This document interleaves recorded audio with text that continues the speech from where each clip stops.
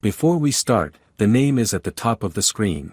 The story begins as the protagonist expresses it is a bright morning sun. The warm sunshine and the sweet and sour scent of berries drifting through the year and a life where she's able to use as much magic as she pleases. She thinks to herself, wondering what she should do today. She never thought that she could be this happy, even in her wildest dreams. A great kingdom protected by holy beasts, the Silver Kingdom of Jilvara. In order for the 5 surrounding vassal states to gain autonomy, they had to swear to defend the kingdom by using the crown princess who would summon a holy beast to protect the empire. Each vassal state would take turns to send a princess to marry into the Jilvara royal family. This year, they had already planned who to send. The crown prince of Silver Kingdom Jilvara frustratingly questions about a woman who cannot use magic. He yells that someone like that cannot be his queen. He commands to take her and lock her in the Mage's tower at once. She is the Snow Kingdom's first princess. The crown prince also commands to gather all the mages of the tower and make them teach whatever they can to prepare her for the ritual.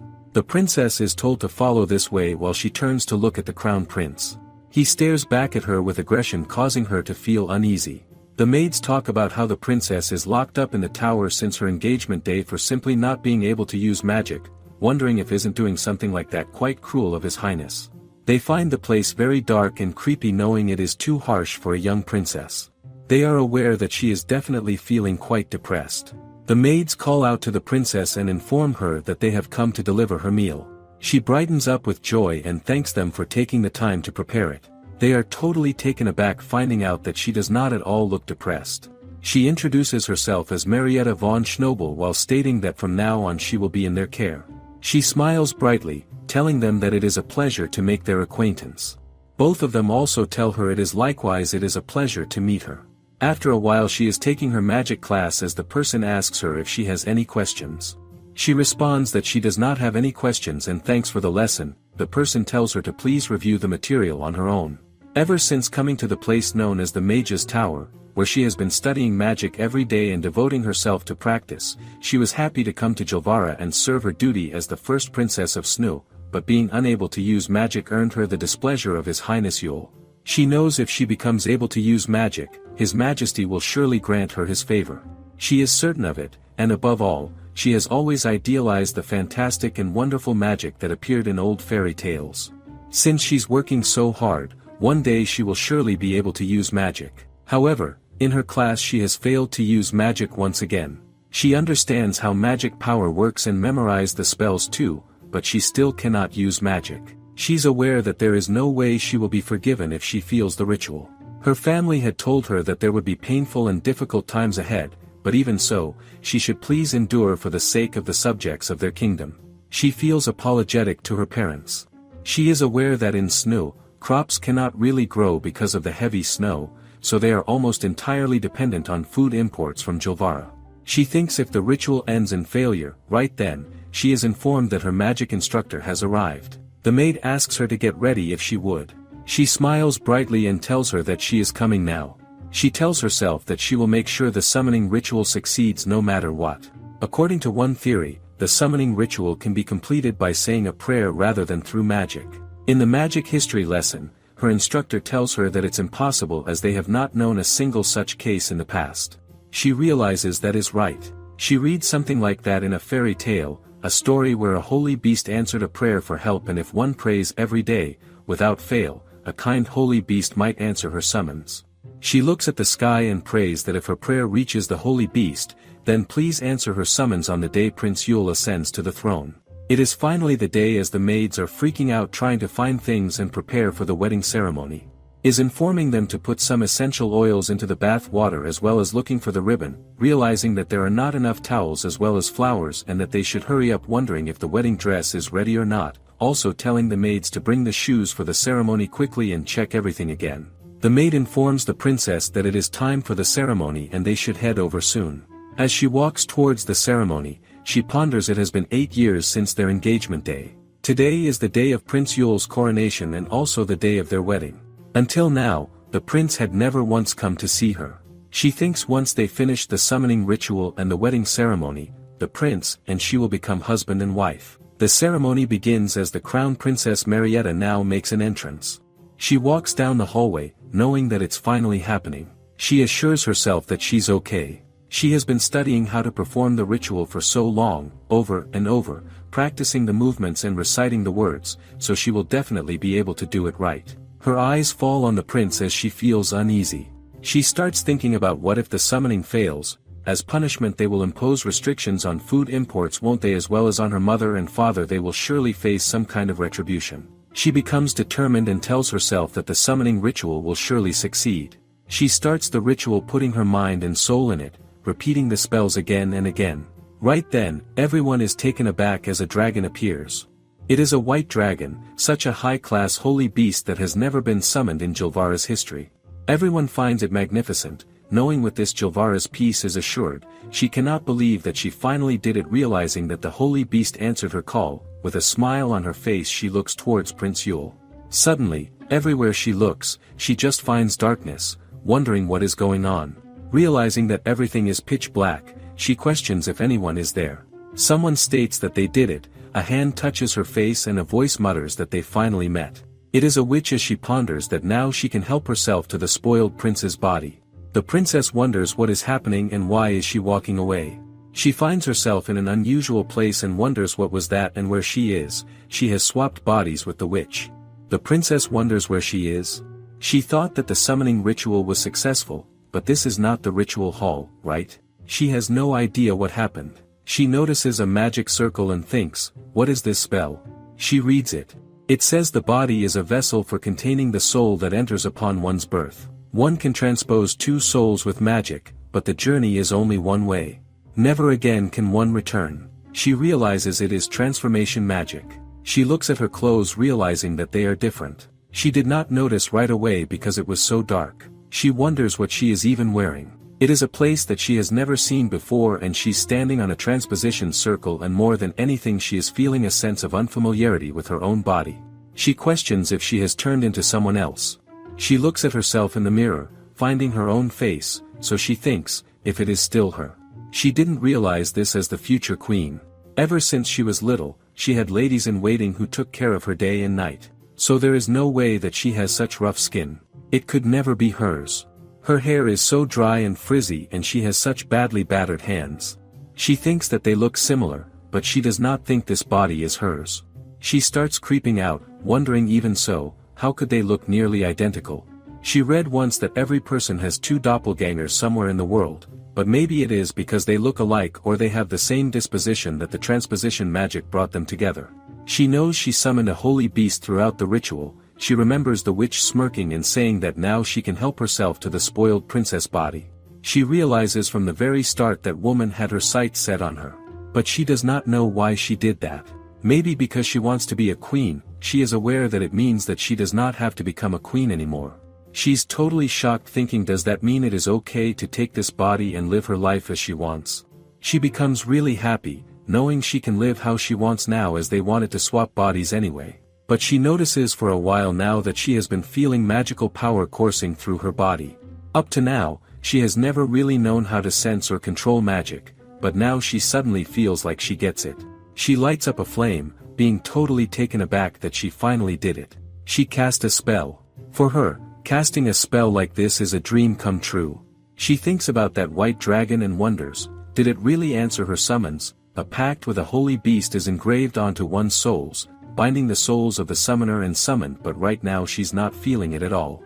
She wonders if that woman is the one who really summoned it. She thinks even though that woman possesses such powerful magic, why did she want to swap bodies with her? She cannot understand that no matter how one looks at it, it remains a mystery. She ponders whatever her doppelganger desires from now on. She's no longer burdened with the duties of loyalty, since she does not have to take care of the kingdom's worries. She won't have to feel Prince Yule's cold gaze upon her anymore. She has no idea who that woman is, but from the bottom of heart, she is very grateful to that woman, and she will absolutely cherish this body she has been entrusted with. She is braiding her hair and is very glad with the progress that she did pretty well for the first time, and it won't move around so easily. She decides to style it more later on, and after all she cannot go back to normal, so she has to get used to living in this body as soon as possible. She then looks around, and now that she thinks about it, she wonders if this place is a magic lair. Thanks to this body's abandoned magical energy and having studied magic for 8 years, this totally unfamiliar place does not scare her at all. She cannot feel the same kind of magic as in her body flowing through every inch of this room. She's pretty certain this body is the master of this house. There are so many magic circles etched into the walls, maybe for the sake of repelling intruders. She finds a bunch of here and there. She's aware that she was taught that magic traps are always active. She notices some stairs going towards up and wonders if there is a room upstairs. She decides to go and see. As she steps upstairs she finds it pitch black. She realizes that she cannot see anything. She wonders if there is some kind of light. She uses her magic and casts a spell. She is glad that it really did the trick. All that magic instruction was not for nothing then. She knows with this now, she can clearly see around, but she realizes that there is nothing in this room. She didn't realize this. There is not an exit either. Wondering what kind of loom is this, she notices another magic circle. She says it and it turns out to be a library. She realizes maybe she was in a secret chamber. The entrance went away again. She guesses it only opens by casting a spell. She realizes it is a real-life secret chamber hidden with magic, which is super cool. She calls out to someone, questioning if anyone is there. She thinks it seems like nobody is here. She tried using magic to search the house, but there is no sign of anyone else. She wonders if she was living here by herself. She is glad that nobody is around, because if someone else were here, she would have no idea how she could explain herself. She guesses that it means she's free to explore. She looks around everywhere, finding so many things wonderful, as well as being excited by the magic scrolls. She was never allowed to read any scrolls when she was in the Mage's Tower. She finds all kinds of them. She thinks that all of this is very incredible and she'll try and use one later. She notices a dressing mirror and realizes that all the mirrors in this house were covered by sheets. She does not know why that is the case. She did not know this because it was so dark in the cellular. She looks at her forehead and notices a scar, wondering if this is a burnt scar. She wonders if it was because that woman was so bothered by this scar that she wanted to make sure she never would see it. She knows it is still so noticeable. For whatever reason, she cannot help but be bothered by this cartoon. Maybe because her attendants would never let her hear the end of it if she ever got a scar like this. But she knows since she won't be a queen anymore, it does not really matter. And if it is just this much, then some makeup should be good enough to cover it. She decides that she will try out some makeup magic in a bit. She thinks that a woman living alone with a huge burnt scar on her forehead. She wonders what kind of life has this person lived. She looks outside, realizing that it is really boring. She thought it was sunny outside, but it seems that the weather is not on her side. But most importantly, living in the middle of the woods, shrouded in a black cloak. She wonders if this body's original owner was a witch, like the ones that often appear in stories. She wonders if she actually swapped bodies with a witch. She starts freaking out and wonders what she should do. A voice tells her that it is enough already and she should quiet down, making her more scared. She turns around to find a cat. The cat tells her that for a while now she has been running her mouth so loudly. She becomes more scared. She asks the cat who she is.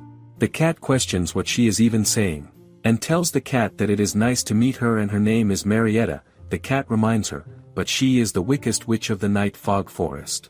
She asks if that is the case and finds it a cool epithet. The cat seems confused before she smells her and becomes totally shocked. She realizes that she has transposed souls. The princess responds that is true. She tells the cat before she knew it, she found herself inside this other body and it really took her by surprise. The cat asks her why is she acting so casually about all this. She responds that now she is a free woman who can use all kinds of magic powers, so it is nothing but a good thing. The cat tells her that it has nothing to do with her, so she does not really get it, but she should please be quieter and she should not be such a bother while she's sleeping. She apologizes to the cat and asks the cat if she woke her up. She asks the cat if she lives here. The cat mentions that she is a house cat and her name is Fairy. Because of a detestable pact with that ill-nature witch, she is bound to this place. The princess is shocked to know that she's a real fairy. She asks the cat if she's not here because she likes it here. The cat responds, "Of course, not at all. That wicked witch captured her and forced her into a pact with this house, so she has to guard this house for 100 years. It reminds her of how a holy beast is used to predict Chilvara, since the pact is bound to the house and not the witch herself. If that is the case, the spell is still in place even though their souls were swapped. She touches the cat and starts casting a spell. The pact becomes visible as the princess tells the cat this is the pact binding her with the house. She realizes that it is definitely linked to the house. The magic binding the gray cat is right here in her hands. She focuses the magic into her fingertip, and cuts through it. She successfully ends up breaking the pact. She becomes excited and tells the cat that she's free now, and from now on she's free to go wherever she would like. She is dumbfounded when the cat asks her if she is an idiot. The cat throws more words at her, stating that she's a brainless fool. The princess asks the cat why she is saying such cruel things. The cat responds that she cannot believe she undid the pact herself. The princess asks her what is the problem with that. The cat responds that the city's knights are coming for her life now. The princess asks her why they would come after her life. The cat tells her because the witch of the night fog forests living here did something wicked. The cat tells her for what reason she does not know, but the witch had taken away the sun and the witch used magic to block the sun's rays, and a huge swath of lands around the city became shrouded in fog, making even the rays as black as night. The princess questions so that is how she came to be known as the witch of the night fog forest. The cat tells her that it's correct. Without the sun's light, no crops could grow. There was no way for the people of the city to make a decent living. The knights assailed this place many times over, but her fairy ward would repel them. The cat tells her to look around her now there is no fairy pact. The knights will launch an assault to end her life. The princess realizes. So that is why there were so many magical traps in the cellar. If that is the case, then she asks, wouldn't everything be fine if she dispelled the fog magic? The cat tells her it would not be fine. She questions why that is the case. The cat responds it is the same as when her pact was severed. Even though the magic is gone, the resentment lingers in the heart. There are not going to be any platitudes about forgiveness because she lifts the curse. The princess mentions that she could say she is sorry and apologize, and would that not be just enough? The cat responds. There's no way a naive idea like that could work. For the princess, it barely makes sense. Since up till now, apologizing with an I'm sorry for anything and everything would be enough for forgiveness. Because the witch of the night fog forest living here did something wicked, the cat mentions that she's aware it is not her fault, it was not her to blame in the first place. The princess smiles and thanks the cat for telling her, and she has decided that from now on she will live as a good witch. The cat asks her what does she mean. The witch, for the sake of some unknown purpose, covered the city and the forest in a dark fog that stole the sun away. The cat asks her what she is even thinking of doing. She responds that she could not tell when she searched for signs of magic inside the house, but it looks like the sunlight was necessary for the soul transposition spell. The witch was monopolizing the sun's rays in order to concentrate magic power above the house, and it seems like she did not cast a fog spell, so perhaps there are lots of lakes around here. The cat responds that can be true, so it means that the sun was gone and as a result it became very foggy. Now that the soul transposition is complete, the spell is unnecessary, so it will be okay. Once the ritual is dispelled, the fog will give way to a gorgeous sunny day. She cast the spell and the rain stopped pouring. She realizes that the spell is dispelled. The cat questions if she is seriously thinking of living as a good witch. She responds that she is serious. The cat asks, what about the knights then? She questions. Won't it be enough if she just apologizes properly? The cat tells her there's no way that will work, but she believes that it will be okay. She decides that she will just apologize until they can forgive her, and she will try her hardest to show her sincerity. The cat is dumbfounded. She decides that she won't care anymore. The princess asks the cat if she's leaving already. The cat becomes annoyed and leaves without saying anything. The princess stands there wondering if she actually left. The princess hopes that the cat does not get caught by the evil witch again. She looks at the sky and notices that the sun is starting to shine again. She realizes it really is a nice day outside. She wonders what should she do now. She notices that she is feeling hungry and decides to make some food. She was only taught magic for the ritual in the Mage's Tower, but she liked studying other kinds of magic on her own. The kind she was most interested in was magic created to be used day to day. Witchcraft is used to ease daily life, such as by lighting the stove, drying one's laundry, or filling the bath with hot water. She has always wanted to see a meal be prepared with magic at least once, and now, finally, she can give it a try. That she decides that first she will check the things available, which are the dried vegetables, boiled vegetables, oil, preserved fish, salted fish, cured meats. 2. She realizes that she has so many options and also finds the sugar and salt. She notices that the bottles are so carefully labeled, being thankful towards the witch. She wonders if the witch prepared all of these ingredients. She feels bad using them without permission, but she guesses it cannot be helped that a witch's lifestyle is based on self-sufficiency. From now on, she supposes she'll have to think about how to stock her own food supply. She wonders what she should make. Since she was little, all of her food had to be tested for poison, so she basically only ever ate cold food. She wonders what fresh food even tastes like. That reminds her in those fairy tales she would read, all kinds of delicious-looking bread would show up. She has decided that she will make some bread if she remembers right. To make a bread she needs flour, salt, yeast, sugar, oil and water. 6 ingredients. Freshly baked bread with a jam's bread sounds really good already. She realizes that jam is missing. She starts looking for the jam and understands that there really is not any jam, or rather there is not any sweets at all. She then finds sugar. She decides to make something.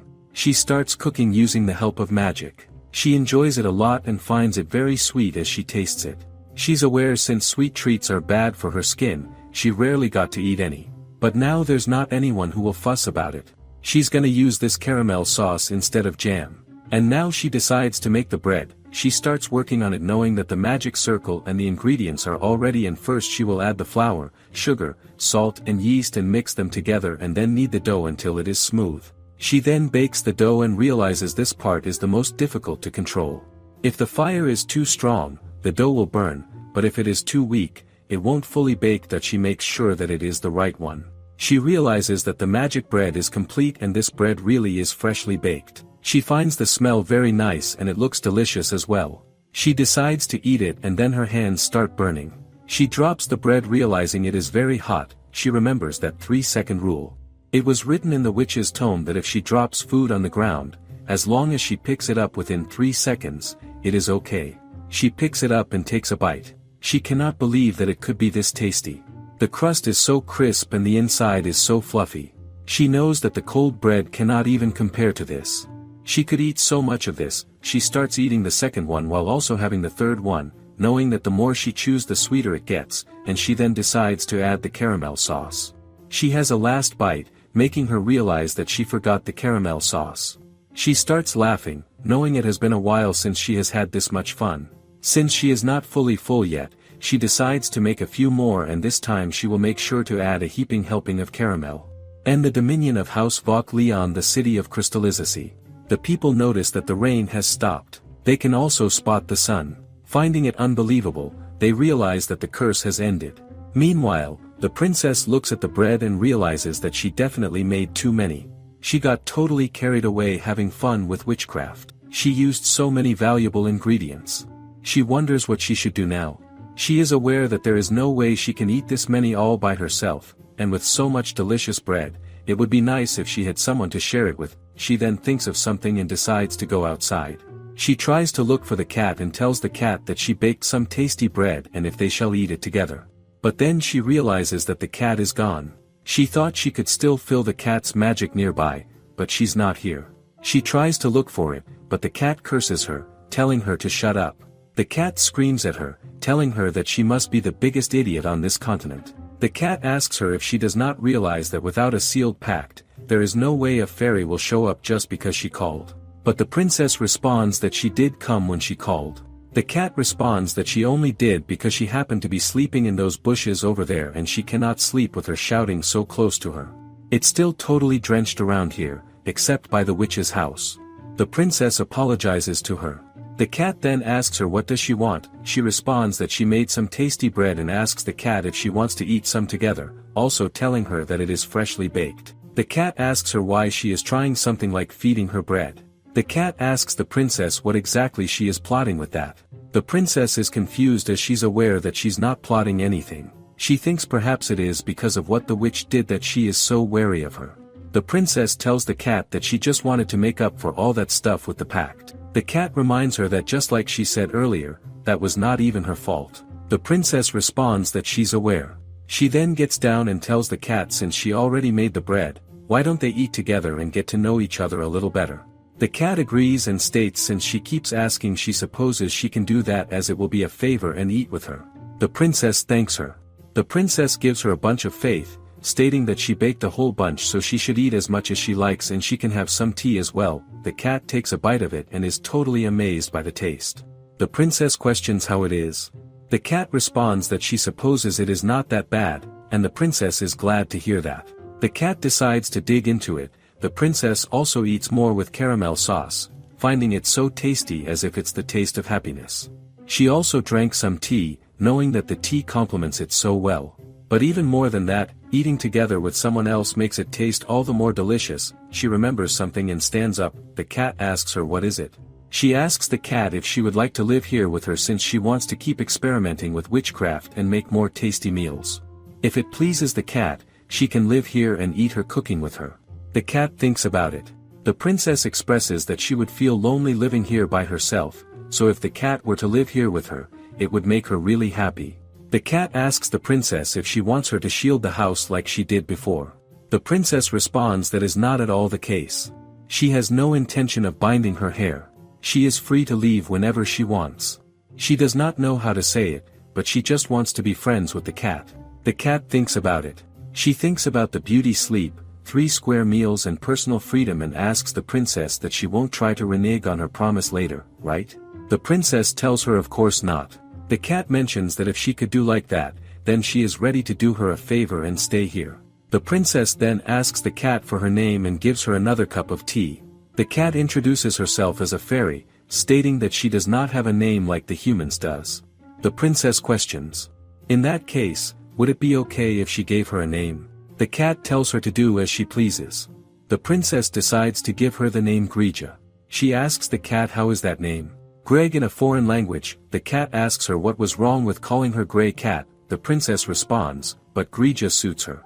She thinks about it and is aware that not having a name is inconvenient, so she supposes she will accept that one. The princess tells the cat that she will be in her care from now on. She extends her hand towards the cat as the cats hold it and tell her that she will be in her care too. Meanwhile, somewhere they are getting the report that the rain has stopped and the fog covering the land has also dissipated. According to the mage's report, it looks like the witch's curse has been lifted.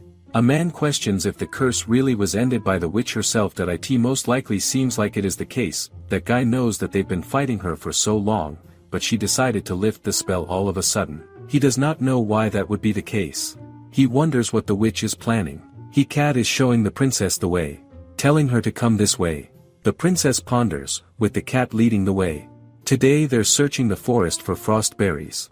A week has buzzed since she became the witch of the night fog forest. Her daily life is all about cooking and picking white flora as well as venturing beyond the house. That every day is just too non-stop. She's doing so many things for the first time. The princess asks the cat if she should just leave the bread here. The cat tells her yes, Coco will show up when she leaves bread on the summoning circle. The cat tells her this way she can exchange bread for her eggs. Every day is filled with fresh excitement. Once her soul got used to being in this new body, she became able to cast multiple forms of witchcraft simultaneously. So she has no problem cooking multiple dishes at once. She has cooked mushroom soup buns as well as cheese omelette and salad. They still have a lot of supplies left at the house, but eventually she'll have to head into town to buy more. She calls out the cat and says that there's something she wanted to ask her. The cat questions what is it. The princess asks her what did the witch of the night fog forest do when she needed to go shopping. The cat tells her that she feels like she probably would have ridden into town on a dragon. The princess is shocked and thinks maybe she's talking about that white dragon. After all, the city is quite far from here. It's about a 3-hour trip by foot from the witch's house to the city, meaning a 6-hour round trip. The princess wonders if she can even handle that. The cat asks her why doesn't she also try using magic to summon a familiar of some kind. She thinks that she could try. She decides that she will think about it more if she ends up really needing to head into town. That the cat knows that sounds good. The cat tells her by the way she strongly suggests her try to change her appearance when she goes into town. She asks the cat why. The cat questions if she has forgotten who she looks like. She's the wicked witch of the night fog forest, isn't she? Isis, that is true. There were tons of transformation scrolls in the attic of the house, and she wonders if the witch used them to disguise herself when venturing into the city. She knows that the sun was gone for a whole year, so she imagines it cost an immense amount of suffering for the townspeople. She notices that the way ahead seems very bad. She questions what happened here. The cat tells her it is like this because the witch blocked out the sun. After being shrouded in fog for such a long time, the health of the forest suffered greatly. She's understanding that this is way more serious than she expected. She read in a book once that conditions like these tend to attract monsters. The cat responds that is right, there are a lot more monsters in this forest than there were before. She tries to cast a spell and spread a bit of her magic into the plants around here, along with a spell to repel monsters. She thinks that should help things out for now. The cat tells her that even more than the monsters, it is the night that she should be wary of. The princess questions, why is that the case? The cat tells her, with the local crops rotting away in the non-storm rain, the muddy roads preventing distribution of aid, and the losing of adventurers to the apprehensive fog, they're quite angry. The princess is totally shocked, realizing a lot happened this past year. She realizes that basically, there's really no way they will forgive her even if she apologizes. She knows that the cat did not hold any grudges as soon as she realized that the witch and she were different people, but would the town folks and knights believe her so readily? The cat asks her back then, didn't she say she would just apologize over and over until she's forgiven? She knows that she will do her best. She thinks about it and tells herself to not get depressed. She becomes scared, wondering what she should even do. She has no idea. In any case, for today she decides to get back to the berry picking. The cat does not exactly dislike that easygoing attitude of hers. After a while, as they are picking berries, the princess realizes that there are so many berries here, but they are covered in ice.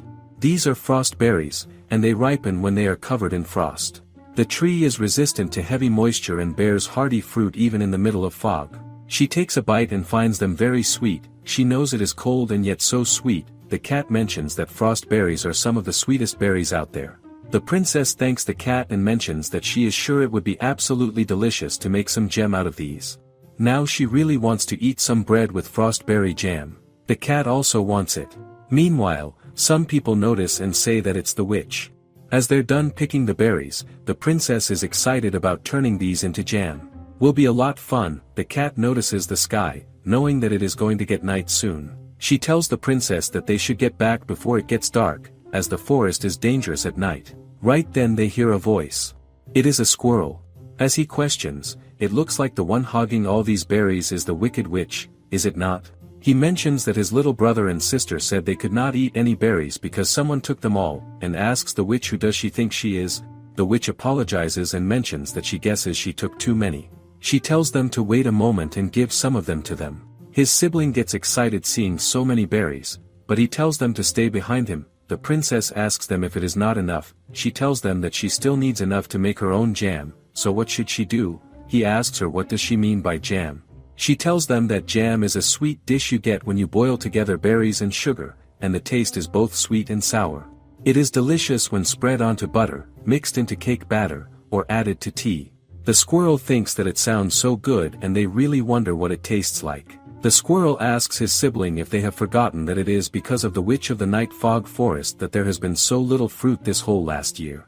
The cat tries to defend her, but the princess apologizes. The princess apologizes to them, saying that it is her own fault and it is because of her that they think so poorly of her. She starts crying, saying that she will never do something so heinous ever again, so they should please forgive her. Even the cat seems emotional seeing her this depressed. The squirrel gets more angry saying that is right, it is all her fault, so that is why he will definitely never forgive her. She again apologizes as he asks her that she really won't do it again. Right that he goes to her and tells her if that is the case then it is okay. She tells them of course she won't ever again cause trouble for the citizens of the forest or the city, and she swears that he asks her who would believe that. His sibling reminds him that he always thought then that if one does something bad and they say sorry and reflect on their actions, then they should forgive them. They asked him if that is not what he always taught them. His siblings tells him to forgive her. He responds that he gets it, but just this once. She thanks them. He asks her to promise to be a good witch from now on. She tells them yes, and she's really glad that they forgive her. What's more is that once she finishes making the jam, they promise that they would eat it with her and that makes her really happy. She asks the cat if she does not feel the same. She looks at the cat and the cat responds that she does not get it. She thought this before, but she asks her why she is trying to bear the sins of the witch of the night fog forest. The princess responds that it's because they are her sins too. The cat tells her that it's not right. She cannot be blamed for a crime that has nothing to do with her. The princess mentions that it does have something to do with her. For as long as she can remember, she had just one wish, and that was to be able to use magic. If she could just use magic, she would be able to fix everything, be it summoning a holy beast or securing the kingdom's future. But really, her true wish is what she kept buried deep in her heart. It was actually that she wouldn't have to be royalty anymore. The princess mentions perhaps the witch of the night fog forest swept them because she wanted to grant her wish. The cat knows there's no way that is true. The princess questions if she thinks that way.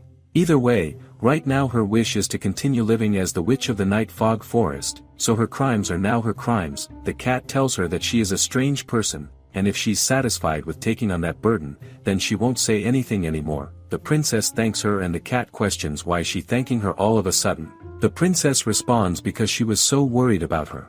The cat questions who was worried, but she knows that she actually was. The princess tells her she can believe whatever she likes, and the cat responds that she will. The princess is making the jam.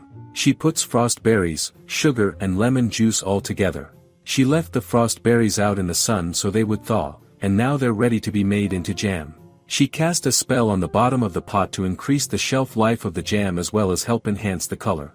Additionally, it will make the jam healthier to eat. She realizes with this the preparations are finished and now she has to simmer the jam so it can get thickened. She casts a spell for it to be done. Once the surface turns bright red and starts sparkling like a ruby, the belly jam is finished.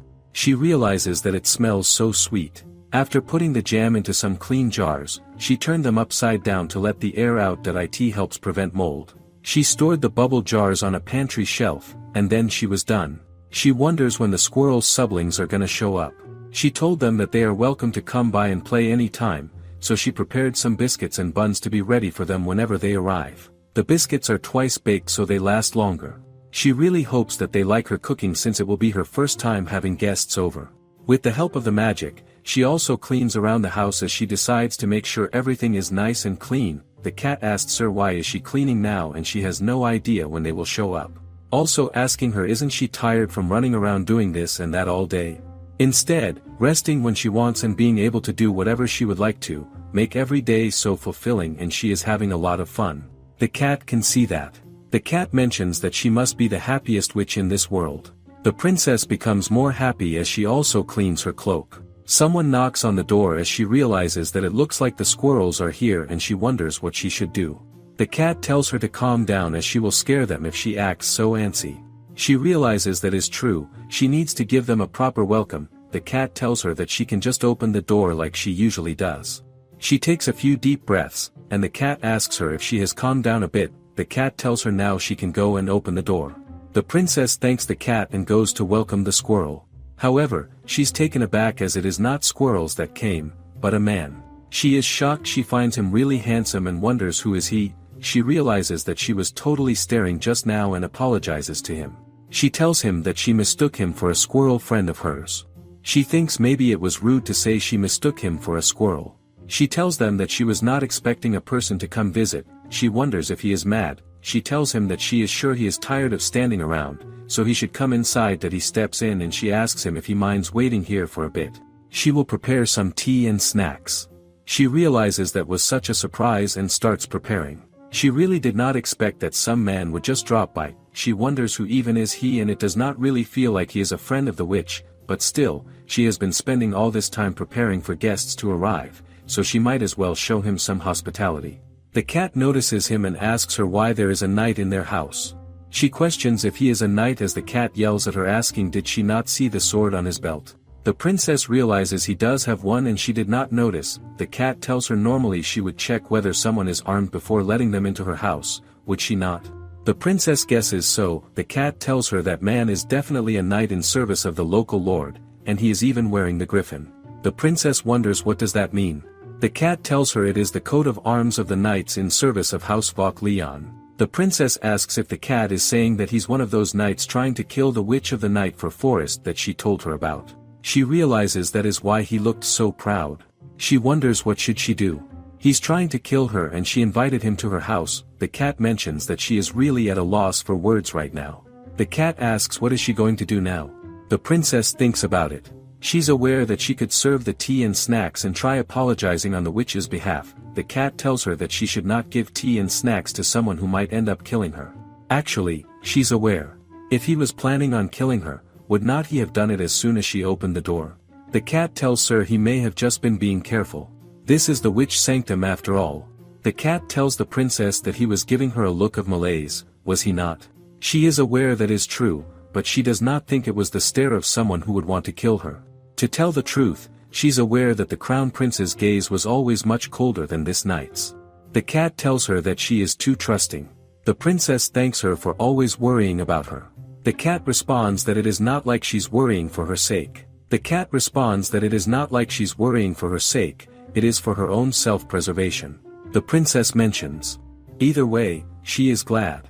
The cat decides to not care anymore, as if she is going to go, then she should go. The princess goes to him and apologizes for the wait. She tells him that the tea and the jam are made with medical herbs and berries she gathered from the forest, and she hopes it is to his liking. He stares at them as she wonders what is wrong. She tells him there is no need to worry and takes a bite herself. She tells him as he can see she did not add any poison. She tells him to go ahead and eat it. She ends up spilling his tea and apologizes, stating that she will refill his tea.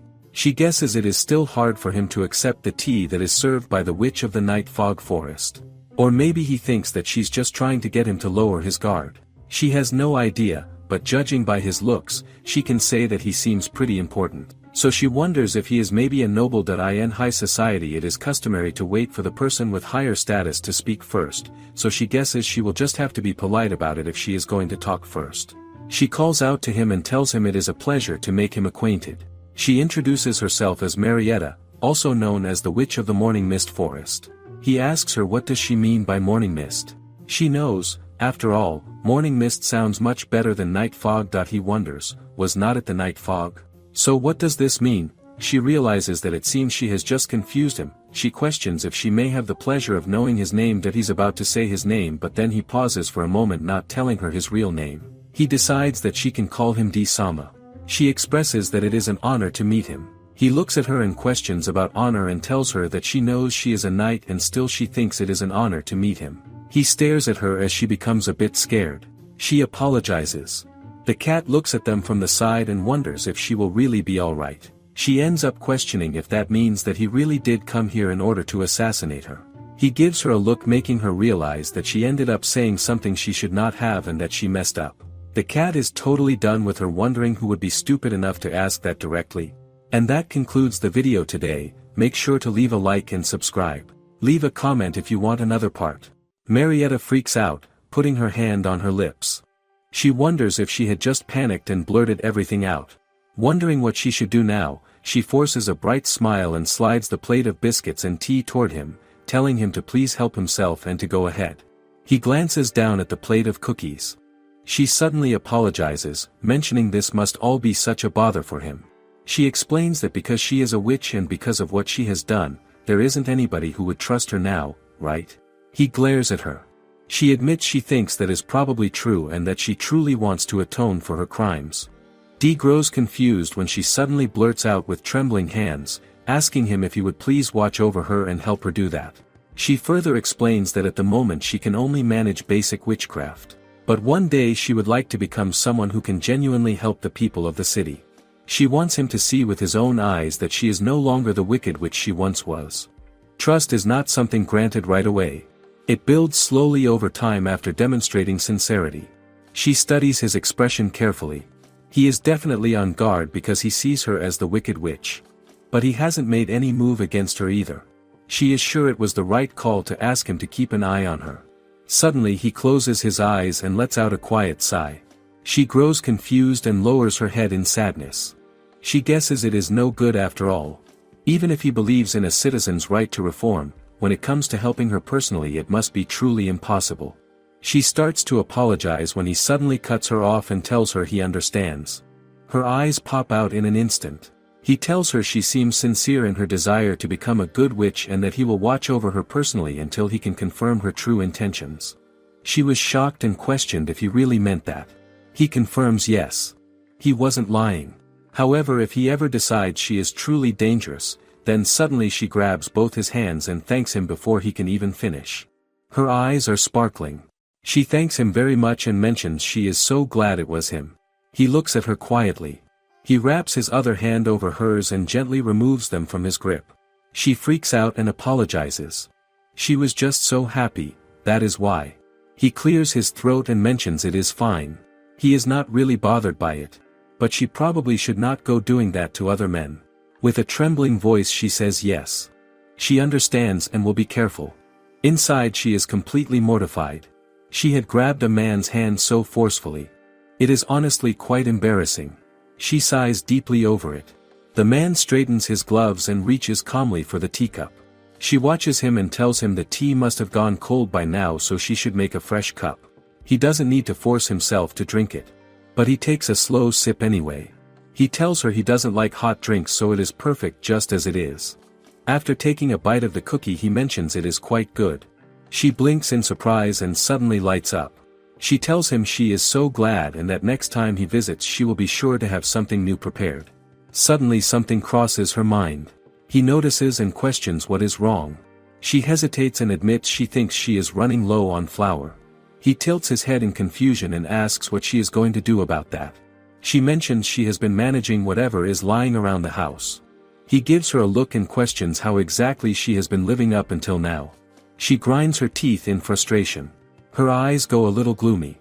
She had asked him to monitor her to ease his suspicions, but now she is somehow coming across as even more suspicious than before. He looks at her quietly and asks if there is anything else she needs. Her eyes pop open wide. He asks again. Other than flour, is there anything else she needs? He can bring it over the next time he comes. Completely caught off guard she asks if he really means he will bring her supplies. He tells her yes. With a trembling voice she mentions she doesn't have anything to offer in return. He simply tells her it is fine. Consider it his thanks for what she served him today. Marietta chuckles, mentioning it doesn't feel like an equal trade at all. He tells her the cost of his contribution is his decision alone, so she should not worry about it. She grows confused for a moment before her face slowly flushes pink. She thanks him, saying she really owes him a great deal. He tells her she is exaggerating. She chuckles and says she is not at all. After that, it is time for him to leave. Outside, she hands him a bucket filled with things like raspberry jam and a handkerchief. He looks at it and questions if she is really giving this to him. She says yes, it is just a small token of her gratitude. He thanks her. Suddenly she gathers her gown in her hand and gives him a gentle bow, telling him to have a pleasant journey. He goes still, looking at her, and starts to question something.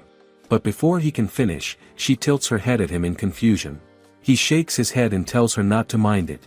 Just like that he turns away, mentioning he will be off.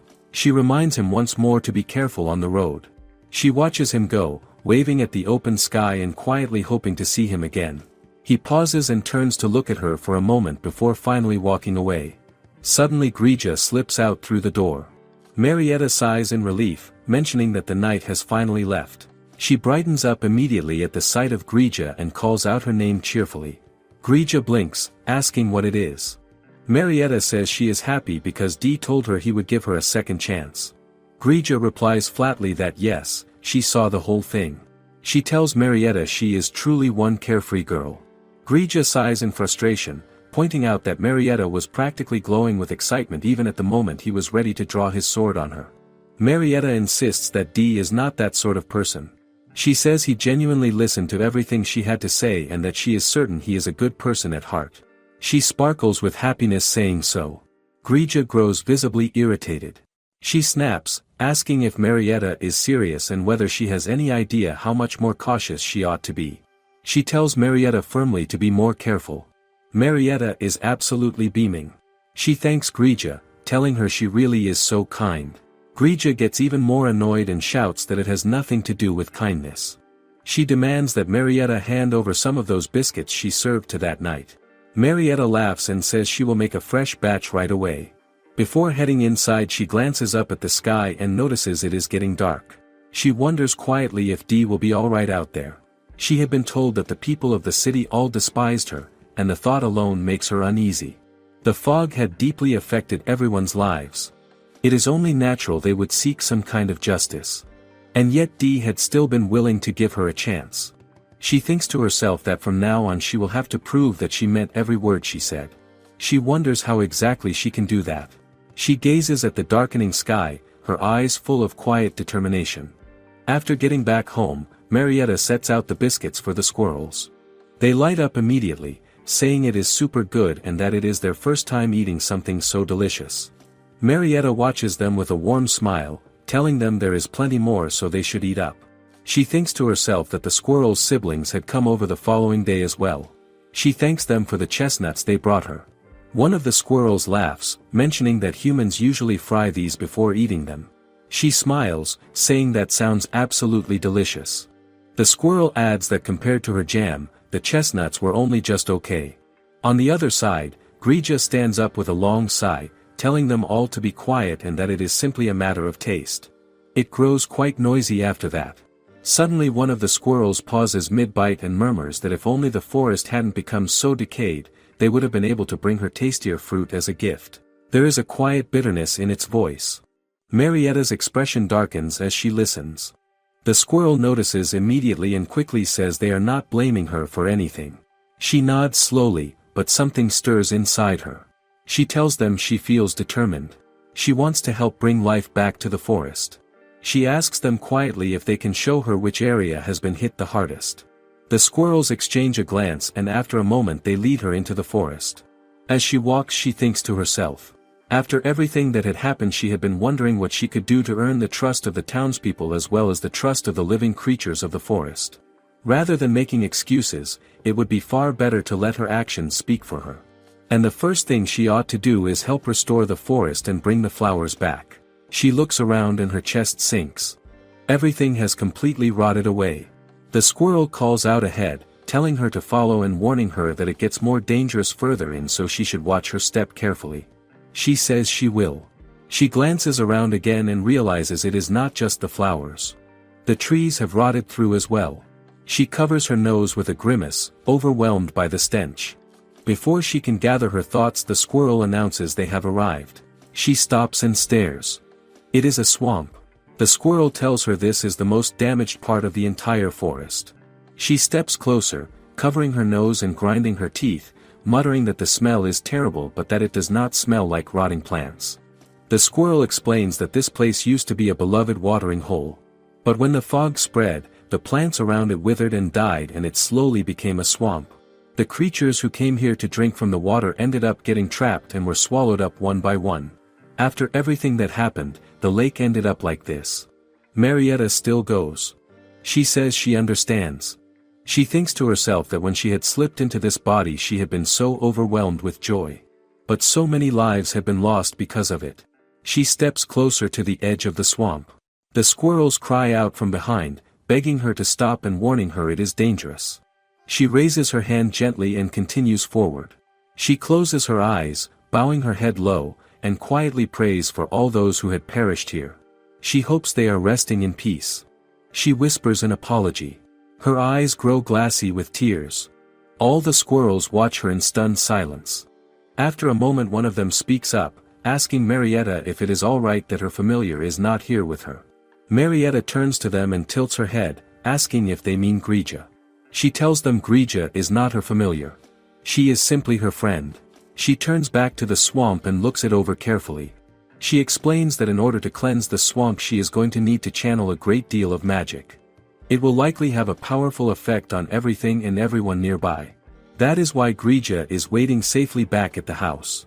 She kneels down to the squirrels' level and asks them gently to let any other animals in the area know to stay clear for now. The squirrels agree at once and before heading off they tell her to do her best but not to push herself too hard. She thanks them warmly.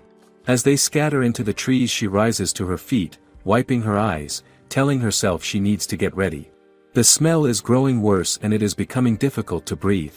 But she holds her ground. This swamp needs to be purified and it needs to happen soon.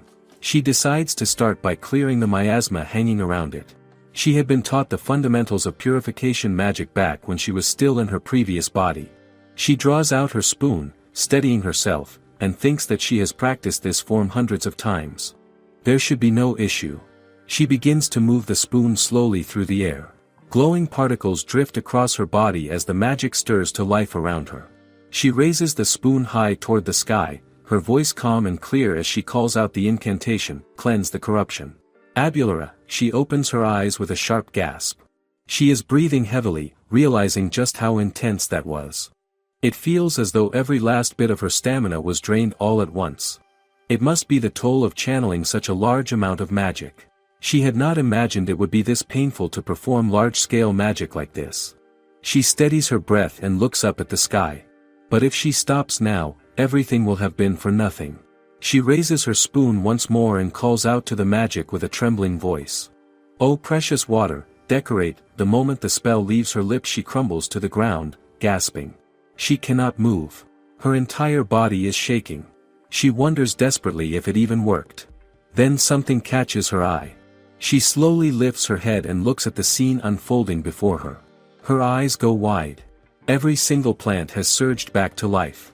The murky swamp has transformed into a breathtaking lake, shimmering and clear.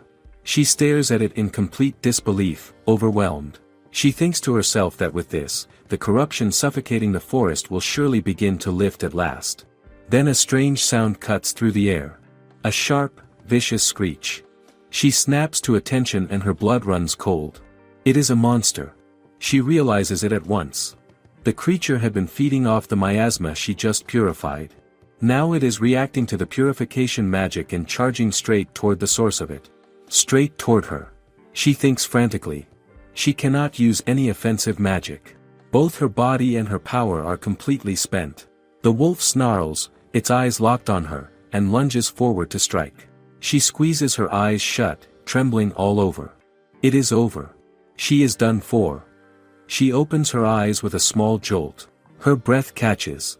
The wolf's head is separated cleanly from its body. She stares at it in stunned disbelief, a choked sound escaping her lips. Suddenly Dee's voice cuts through the air, asking if she is all right. Her eyes immediately welled up with tears. She breathes out his name. He closes the distance quickly and kneels down beside her, asking if she can stand. He looks her over carefully, taking her hand in his, wondering aloud if she is injured somewhere. She quickly tells him she is fine. She simply cast an enormous spell and her magic reserves are completely drained. A little rest and she should recover just fine. He furrows his brow, asking what she means by an enormous spell. He glances around slowly and tells her not to tell him that it was her magic that brought the entire forest back to life just now. He mutters that it certainly appears that way. He is visibly stunned, saying it is incredible and that purification magic of that magnitude is something he has never witnessed before. Marietta chuckles softly, telling him she was only trying to cleanse the swamp and had not anticipated it would consume so much of her power. She looks at him with a wide smile, admitting she had not expected a monster to appear either. She is so relieved he showed up when he did. Then something crosses her mind. She asks him what he was even doing out here. He tells her he was on his way to deliver her supplies.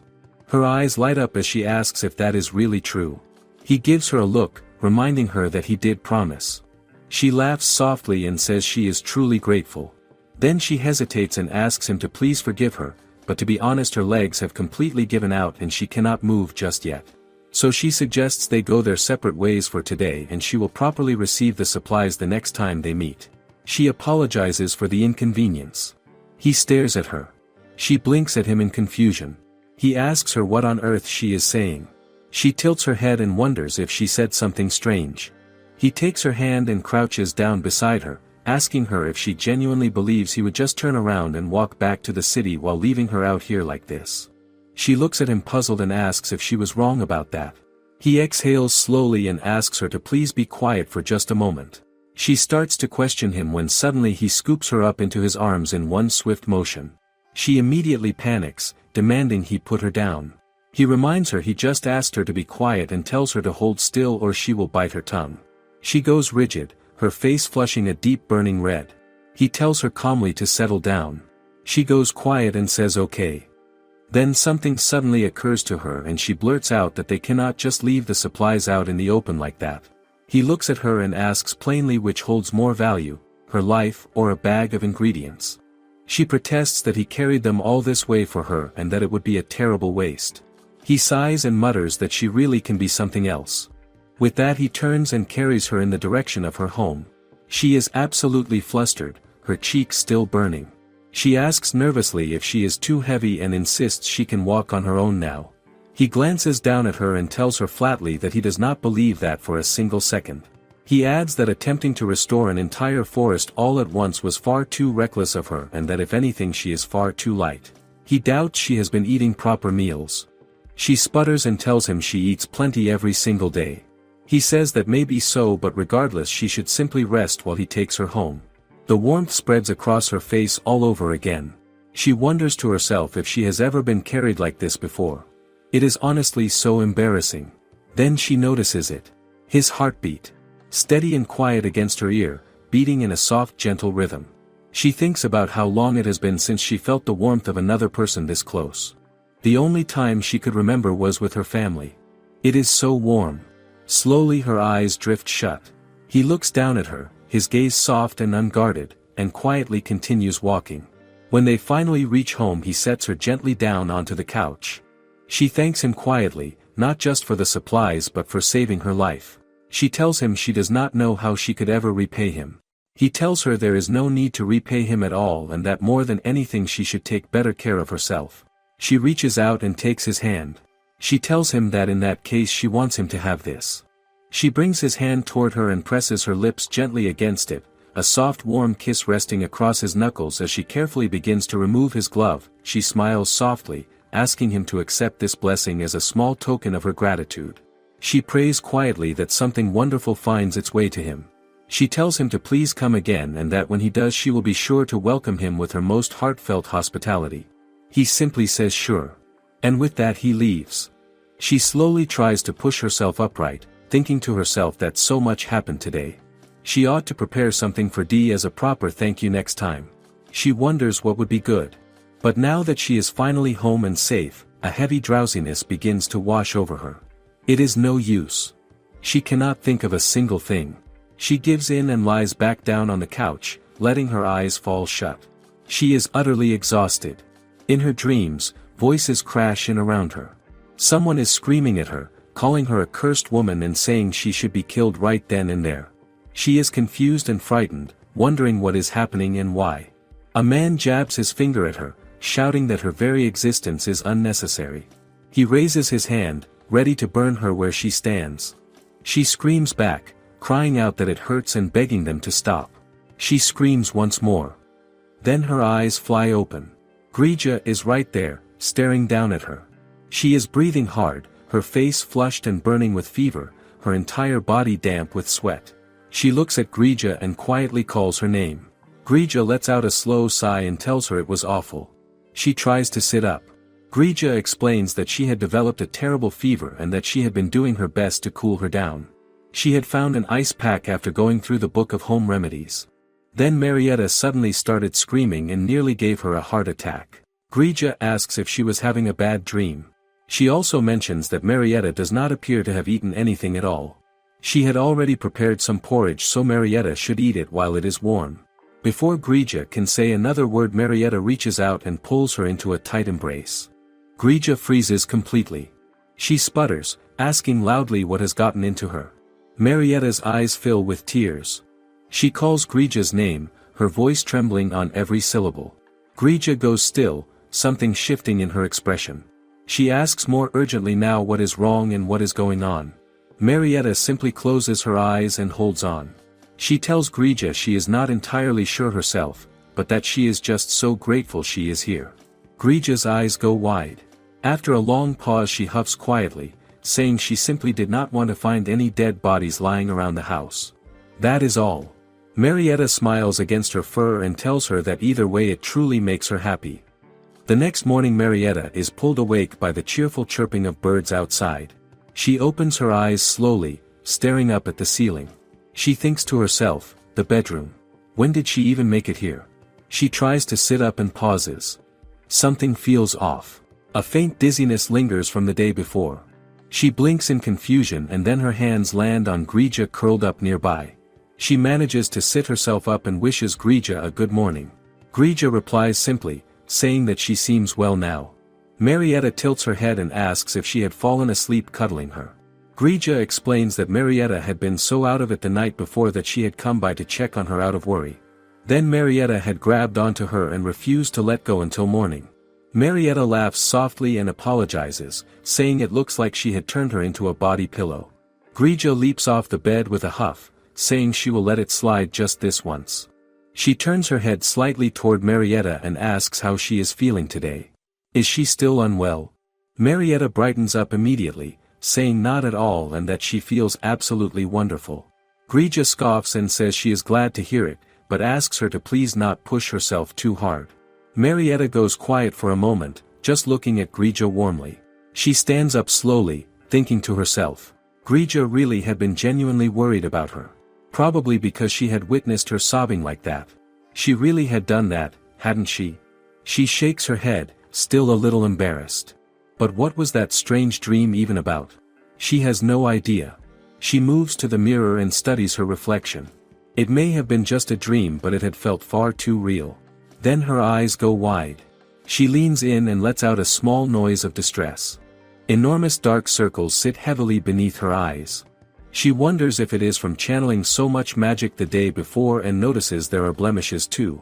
She grits her teeth in quiet frustration, realizing she has not done a single bit of skincare or haircare since arriving in this body.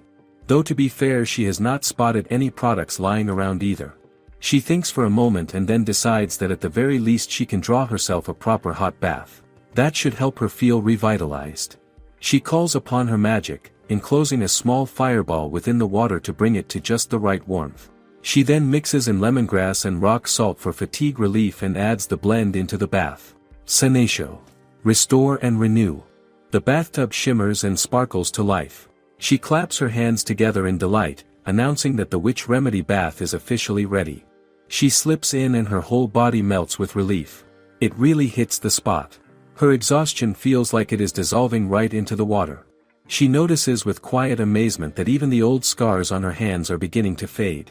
She thinks back to the very first time she had tried to bathe on her own and recalls scrubbing her skin so roughly she had actually hurt herself. If she had not taken it upon herself to study witchcraft back when she was still a princess, she would not even know how to heat a bath right now. Before and after everything that happened, so many people have supported her along the way. She cannot simply stay still and do nothing. She ought to go and see how the people of the city are faring. But is there truly anything she can do for them? The thought lingers quietly as the warm water surrounds her. Afterward she uses her magic to get herself ready and styles her hair as well. She glances at the result in the mirror and her face lights up. She thinks it looks wonderful and she absolutely loves it. She steps out of the bathroom feeling refreshed, telling herself that once she has handled the more pressing matters at hand she will set aside proper time for a thorough grooming routine. Then she notices Grija fast asleep in the corner of the room. She walks over quietly and drapes a small blanket over her. She whispers an apology, thinking to herself that it is entirely her fault. Grija did not get enough rest last night. She thinks to herself that she should get breakfast ready before Grija wakes up. She heads to the kitchen and wonders what they still have on hand. Then it hits her all at once. Dee had brought supplies. She pulls everything out of the pouch and her eyes immediately light up. Flour and butter. Milk and sugar. And even some meat. She notices that the labels appear to have a preservation charm on them, keeping everything fresh. She holds up the meat and her eyes sparkle. This is genuinely quality meat. She wonders to herself if Dee is wealthy, because even by noble standards this seems exceptionally fine. If he is bringing her something this expensive he is certainly no ordinary noble. Then she spots it. Honey. She lets out an excited noise at once. In the other room Grija is fast asleep when the rich aroma drifting in from the kitchen pulls her out of her slumber. She is on her feet in an instant and pads straight to the kitchen, telling Marietta it smells absolutely wonderful in here. Marietta looks up and asks if she is awake and whether she would like some breakfast. Grija says yes without any hesitation. Marietta sets a plate down in front of her and mentions she tried grilling some of the bacon that Dee brought over. Grija stares at the plate with wide eyes. She admits quite frankly that she had been growing rather tired of eating meat that resembled tree bark. She tells Marietta this is certainly not jerky. She tells them both to dig in. They each take a bite and go completely still. It is so incredibly good. Marietta says she does not think she has ever had bacon this fine in her entire life. Grija nods and explains that it is only natural. This region is well known throughout the land for the exceptional quality of its livestock. It is even beloved by the royal family. Marietta looks up in surprise and asks if that is really the case. She sighs contentedly, wondering to herself if this is what happiness feels like. Then something occurs to her mid-thought. She sets her fork down and asks Grija where exactly they are. Grija blinks at her. She tells Marietta they are in the night fog forest, of course. Even before the wicked witch had blotted out the sun, the forest would grow misty at night. But thanks to Marietta's purification magic, there is now only a thin, gentle morning mist. Marietta furrows her brow. She mentions that she had actually never come across this place in all her years of studying the geography of the kingdom and its vassal states. Grija looks at her strangely and asks what she means by Jilvara. She tells her they are in the western territory of the Hout Empire.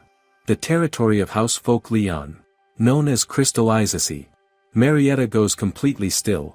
She jumps to her feet, asking in disbelief if they are truly inside the Hout Empire.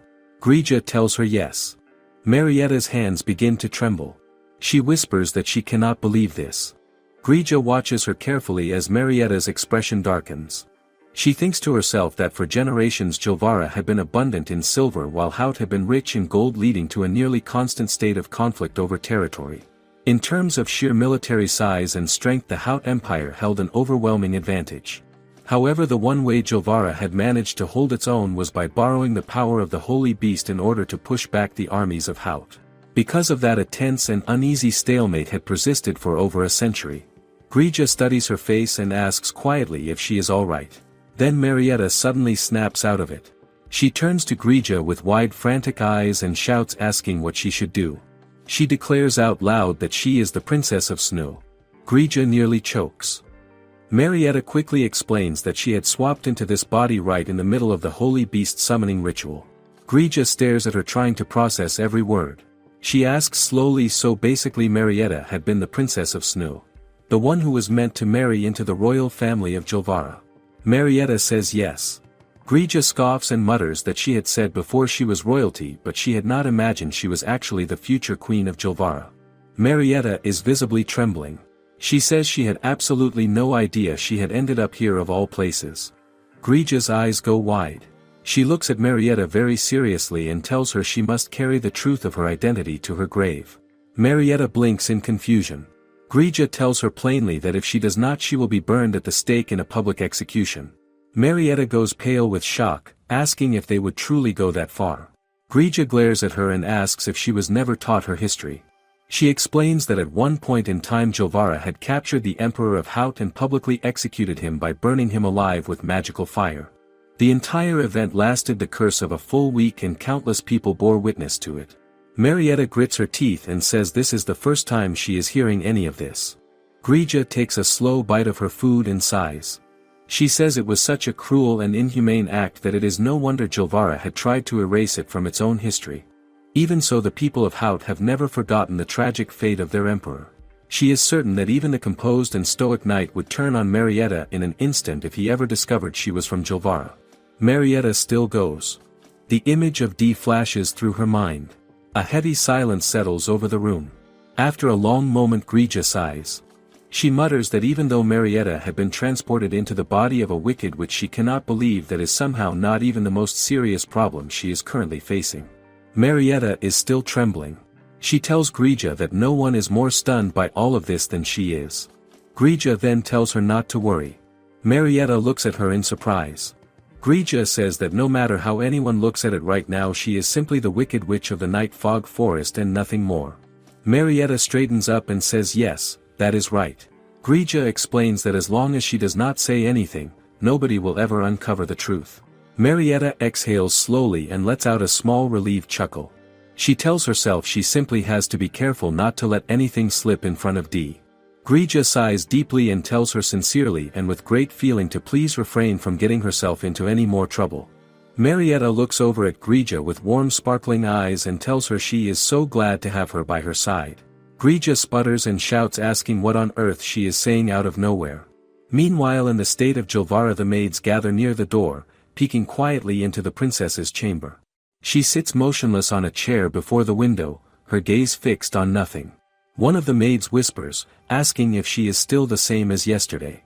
The other replies that ever since the summoning ceremony Her Highness has been completely listless. It is as though she has become an entirely different person altogether, and it is deeply worrying. The doctor had said it would likely be temporary. Since Her Highness possesses no magic of her own, she is probably experiencing some aftereffect from summoning the holy beast and simply needs time to recover. They can only hope she gets better soon and returns to being the bright and cheerful Marietta she has always been. After finishing breakfast, Marietta turns her attention to the ingredients Dee had brought for her. She channels her magic to reveal the full details and identity of each item, her eyes widening in pleasant surprise. There is a high-quality cut of tender chicken from the shoulders and back, a fine portion of pork, and a deep red cut of premium beef tenderloin. Her eyes sparkle as she exclaims that the rich deep red color is exactly what a perfect cut of beef should look like. Grija pads over curiously, asking what she is up to. Marietta smiles, explaining she is examining the meat Dee had gifted her, since she needs to properly identify each ingredient before she can prepare them.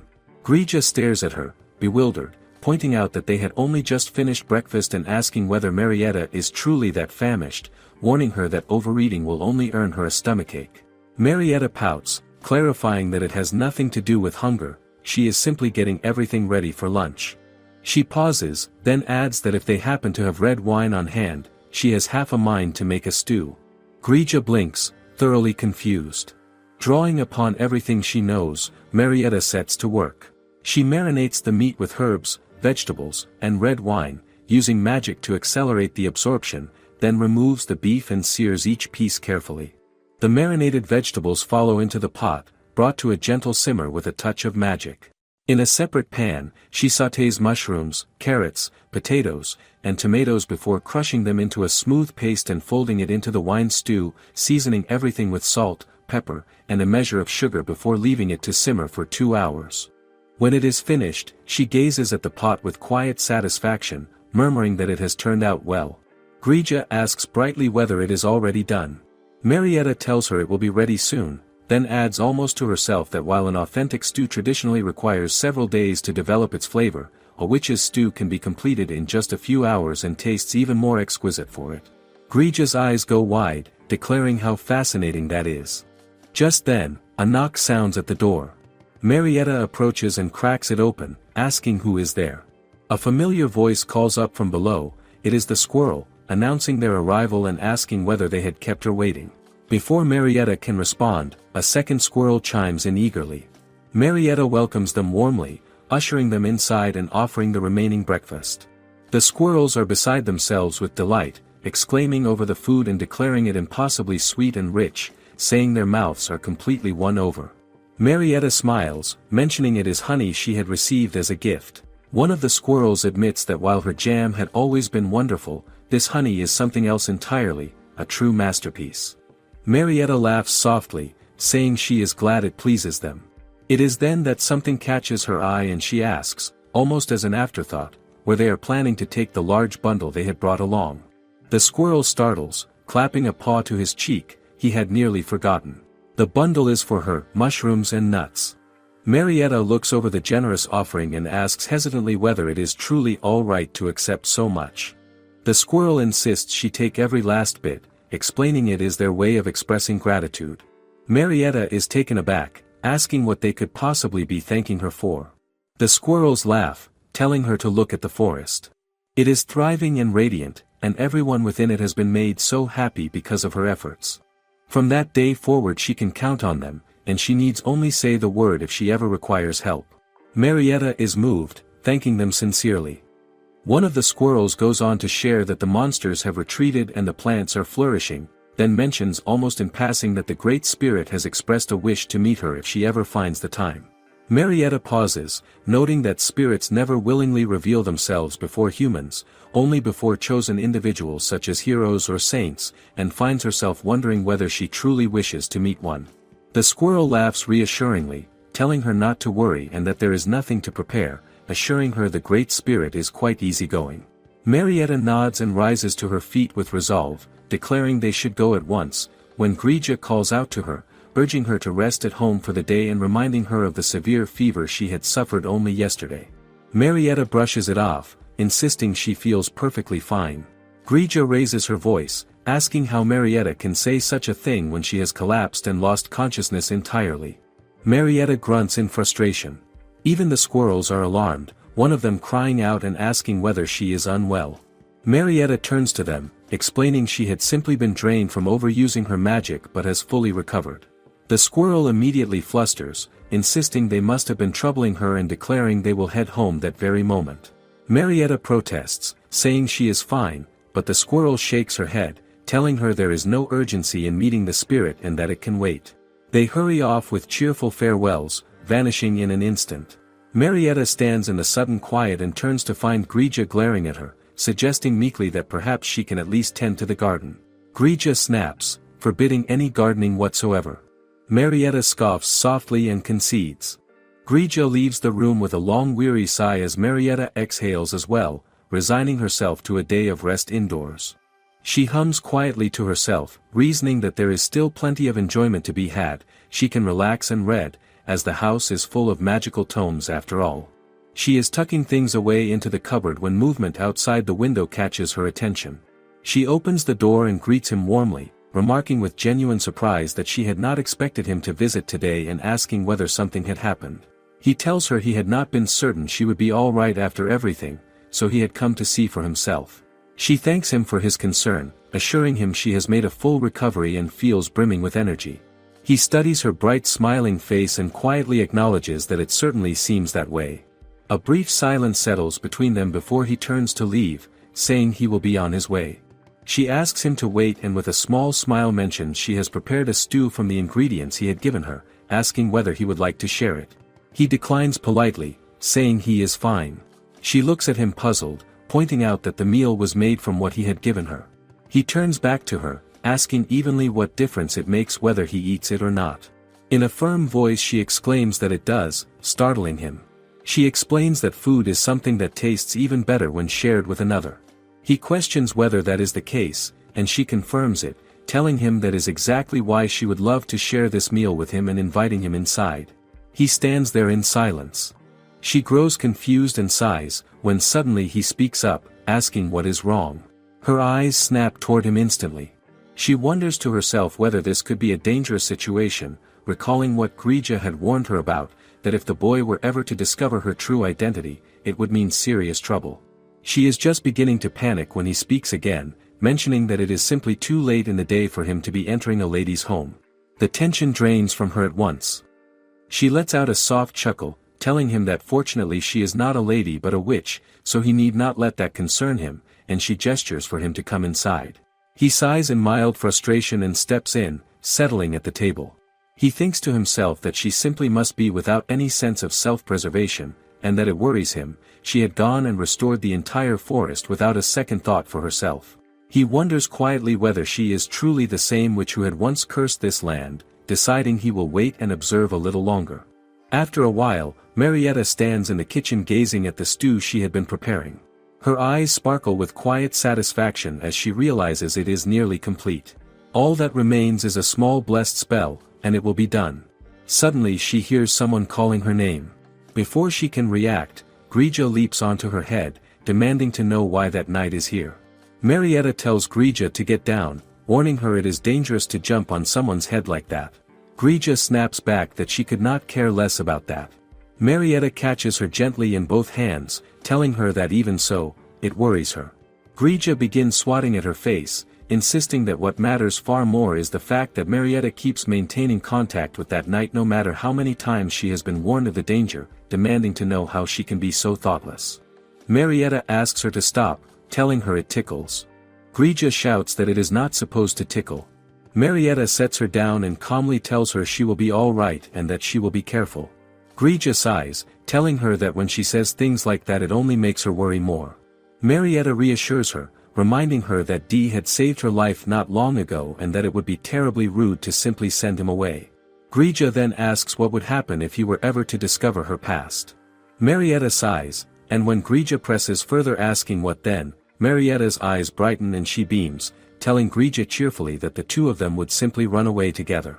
Grija bristles with indignation and storms off, declaring that fine, she will simply hide herself in the shadows on the ground and keep watch from there. Marietta glances after her and mutters that it is her loss. Grija calls back that she simply does not want him finding out she is a fairy. Marietta plates the food with a small smile and thanks her, and Grija tells her curtly that she will be keeping a close eye on things. Marietta then carries the food out and sets it before the knight, asking him to please help himself. As he takes his first bite, her heart begins to quicken, wondering quietly what he will think of it. His eyes widen slightly and he sets down his utensil. She grows anxious, asking whether something is wrong and whether it is not to his taste. He tells her it is nothing like that. An old injury had been troubling him since the previous night, but the moment he tasted the stew it had begun to ease.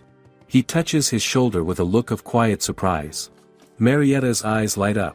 He goes on to mention that the rain the day before always aggravates that particular injury. Marietta tells him that she had added a blessing to the stew, so the magic is likely what is helping him. He asks her to explain, and she tells him that a witch's blessing is something like a spice for happiness, just a small amount goes a very long way. He pauses and asks whether it was her blessing magic that caused the pain in his arm to subside. She smiles and confirms it. He then recalls that the jam she had given him earlier, which he had shared with his nanny whose back had been troubling her, had also healed her, asking whether that too had been a blessing. She smiles and tells him yes. He continues, asking whether it was also the reason why the venomous snake that had found its way into his bed had not harmed him. She keeps her smile, confirming it, when suddenly the thought fully registers.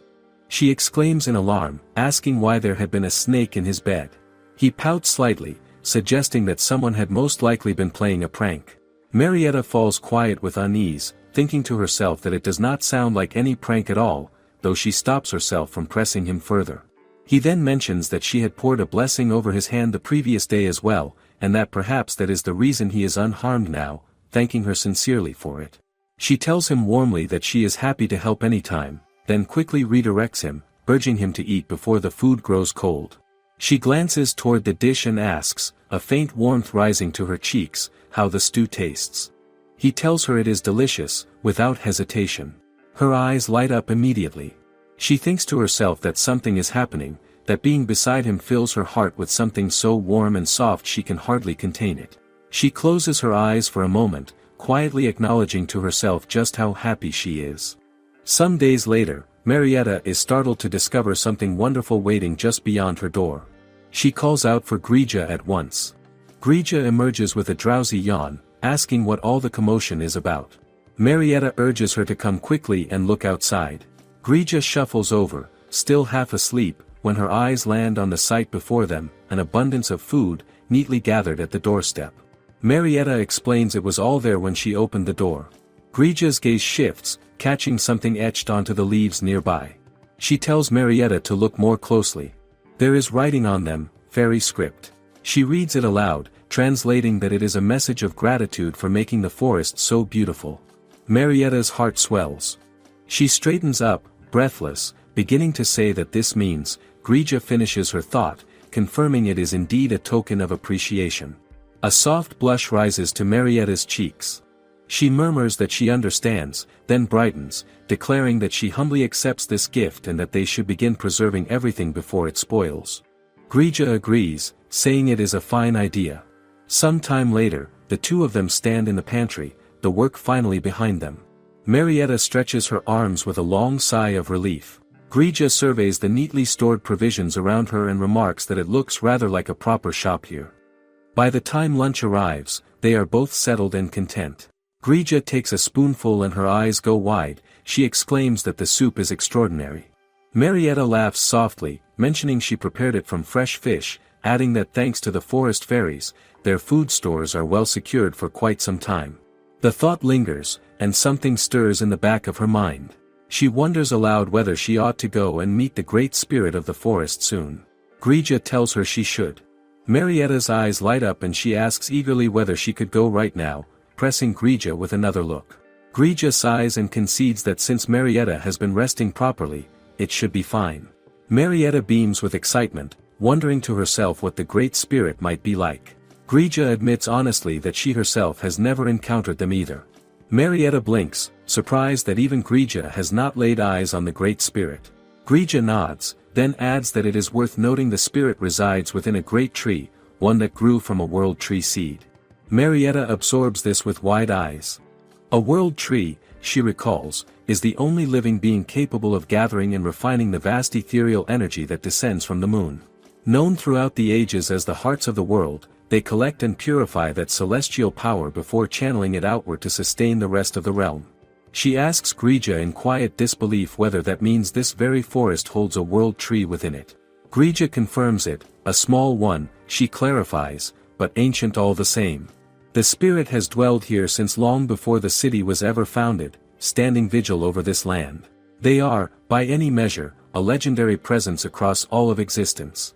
Marietta feels a shiver move through her, admitting that she is suddenly quite nervous. Grija tells her there is no need to be overly anxious, reminding her that the squirrels had said as much themselves. Marietta recalls their words and quietly agrees. She sets out shortly after, making her way through the forest with Grija at her side. As she walks, she glances around, remarking that she may be imagining things, but the forest feels even more vibrant and alive than before. Grija explains that it is the influence of her magic, the flora has been steadily flourishing under its effect. Marietta looks around with a gentle smile, saying she is glad the forest is thriving. Grija agrees, expressing the same. Just then, a soft petal drifts down and comes to rest upon Marietta's hair. She pauses, puzzled, when a voice reaches her, delicate and layered, offering its gratitude for her aid and marveling at how beautifully the foliage has recovered. Marietta flushes, glancing at Grija and asking quietly who that was. Grija explains that it is the forest itself giving its thanks, and suggests Marietta try answering. Marietta reaches out and gently catches a few of the drifting blossoms in her palm, smiling as she tells them they are all very welcome. Not long after, she and Grija arrive before the world tree. Marietta goes still, gazing up at it in pure awe. She whispers that it is magnificent, that even standing in its presence she can feel the weight of its divine essence radiating outward. She steps forward and offers her name in a quiet introduction. A moment passes, and then the tree begins to shimmer, a soft, luminous glow rising from deep within its bark. Marietta grows curious, wondering whether the spirit is emerging, though their appearance remains a complete mystery to her. They could manifest as a graceful woman, or perhaps a towering figure shrouded in mist. No living soul has ever laid eyes on them, so perhaps they take the form of an animal, or simply a radiant cluster of light. Some accounts even suggest they possess no form or voice at all, that one merely feels their presence like a shift in the air. She finds herself genuinely wondering what this great spirit truly looks like. A powerful surge of ethereal energy sweeps through the air around her, and then a voice calls out to Marietta brightly, declaring that she has finally arrived and offering a cheerful greeting. Marietta looks down. The spirit is small, no larger than a young carrot, round-faced and luminous. The spirit introduces herself as Melv, guardian of the world tree. Marietta stares, astonished, and asks in a hushed voice whether she is truly the spirit sovereign of this forest. Melv confirms it without missing a beat, beginning to circle Marietta with a lively, curious energy. Marietta asks again in disbelief and Melv laughs, telling her she heard correctly. She then comes to a stop directly before Marietta, tilting her head up to peer at her face. Marietta blinks, uncertain, when Melv breaks into a warm smile and tells her it is a genuine pleasure to make her acquaintance. Marietta lowers herself to Melv's level and takes her tiny hand in both of hers, telling her sincerely that the pleasure is entirely her own. Melv then looks up at her and declares that from this point forward, if Marietta ever finds herself in a difficult situation, she has her full support, she can count on it without question. Before Marietta can fully absorb those words, a sudden wave of radiant energy ripples outward and when she opens her eyes, Melv is gone. Grija's voice rings out immediately behind her, exclaiming that Marietta has just formed a pact with the Great Spirit. Marietta turns, bewildered, asking what she means. Grija urges her frantically to look at her hand. Marietta raises it slowly and examines it, asking what exactly she is looking at and wondering aloud when any pact had been made. Grija tells her it must have occurred the moment they clasped hands. Marietta stares, asking whether something as simple as a handshake had sealed a pact between them. Grija tells her there is no doubt about it. Marietta murmurs quietly that she supposes that must be so. Grija goes on to explain that ordinarily some form of tribute or exchange is required to forge a pact with a fairy or spirit, yet the inscription on the back of Marietta's hand reads that Melv will answer her summons freely and without condition. Marietta asks why that would be. Grija admits she cannot begin to fathom the reasoning of a great spirit, suggesting that perhaps Marietta might find out if they meet again. Marietta looks at her hand once more, still struggling to believe that she has truly formed a pact with a great spirit. When they arrive home, they both stop short. A gathering of forest creatures stands outside her cottage, each bearing something in their arms. One of the deer, with a small rabbit nestled atop his head, steps forward towards Melv. It announces that he wished to present the witch with a fine basket he had woven himself. The forest fairy relays his thanks warmly. Grija steps forward and asks what everyone is doing here, when Melv's bright voice pipes up from among them, welcoming them home and explaining cheerfully that everyone had come to bring gifts for Marietta. Marietta reaches out and accepts the basket, visibly touched. Grija sighs and tells Melv she cannot believe she managed to arrive before them. Melv simply replies that this forest is her domain, naturally she would. Grija's eyes go wide and she asks Melv to wait, telling her not to say she is planning on moving in. Melv smiles without a trace of hesitation and tells her she is absolutely right, they have formed a pact after all, and she belongs here now. She turns to Grija and asks with a gleam in her eye whether she is pleased about it. Grija looks thoroughly speechless. Marietta's eyes light up entirely and she says that she is, truly, deeply happy to have even more cherished companions around her. Melv then announces that everyone in the forest had wanted to offer Marietta a song as a gesture of their gratitude. Marietta looks around in quiet wonder as the voices begin to rise, soft and layered and full of warmth, and just like that, Melv settles into the cottage as one of its own. A wide, radiant smile spreads across Marietta's face as she stands among them, listening, wrapped in the gentle melody of a forest that had come to call her its own. The next morning Marietta washes up, fixes her hair, and steps outside her room. She stops when she spots Melv hanging off the rooftop, branches draped over the edge, fast asleep. Marietta stares at her in quiet admiration. Then Melv's eyes open and she slides her branches free, drops lightly to the ground, and looks up at her. Marietta nearly topples over in surprise and tells her she really outdid herself with that one. They exchange good mornings and Marietta heads toward the kitchen, asking if Melv would like to join her for breakfast. She gathers everything she needs: flour, baking powder, sugar, salt, eggs, milk, butter, and water, and weighs each ingredient carefully using her magic before combining them in a large bowl. Melv watches with wide eyes and remarks that she is really putting a lot in. Marietta holds up an apple and says that since the forest animals brought such a generous harvest she thought today called for apple pancakes. She works through the batter methodically, using her magic to fold the dry and wet ingredients together in smooth, steady strokes. Once the pan is oiled and hot she pours in the butter and sets the pancakes to cook. Then she turns her attention to the apples, slicing them cleanly through the air with a flick of magic before stewing them with sugar in a small pot until they soften into a rich, golden caramel sauce. By the time the last pancake is plated the kitchen smells extraordinary. She notices Grija stirring nearby and greets her with a good morning, saying she did not realize she was already awake. Grija says the smell was impossible to sleep through. Marietta smiles and tells them both to dig in. She takes the first bite herself and pauses. The outside is perfectly crisp while the inside stays light and airy, and the combination of the tart apple with the deep sweetness of the caramel sauce pulls everything together beautifully. Grija takes a bite and her expression says everything before she does. Melv adds that the warm honey is wonderful as well and asks what Marietta has planned for after breakfast. Marietta's eyes light up. After the meal the three of them head out to the garden together. Marietta pulls out her scythe, drives it into the earth with a satisfied exhale, and announces that today is a perfect day for farming. Melv is visibly delighted. Grija circles around them lazily and remarks that the work never really stops with Marietta, does it? Marietta tells them the plan is to till the soil and plant the seeds. She holds up a small pouch and explains they are vegetable seeds she collected from the forest animals. Forest vegetables tend to be smaller than average but are dense with flavor and nutrition, and unlike ordinary produce they carry natural magical energy within them. Growing them properly requires soil rich in arcane vitality, and the process itself works a little differently from standard cultivation. She starts tilling first, driving the blade into the earth over and over with focused effort. Then her arms begin to shake and she stops, staring at her trembling hands and muttering that it is harder than she expected. Melv watches her for a moment and then picks up one of the farming tools with both arms, tells Marietta to leave it to her, and swings it down into the ground with a resounding crack. The soil splits open cleanly beneath the blow. Marietta stares at her with genuine awe and says she is incredibly strong for her size. Melv laughs and says she can handle the heavy tilling.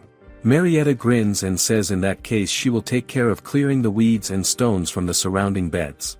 The two of them divide the work and set to it together while Grija finds a comfortable patch of sunlight nearby and curls up for a nap.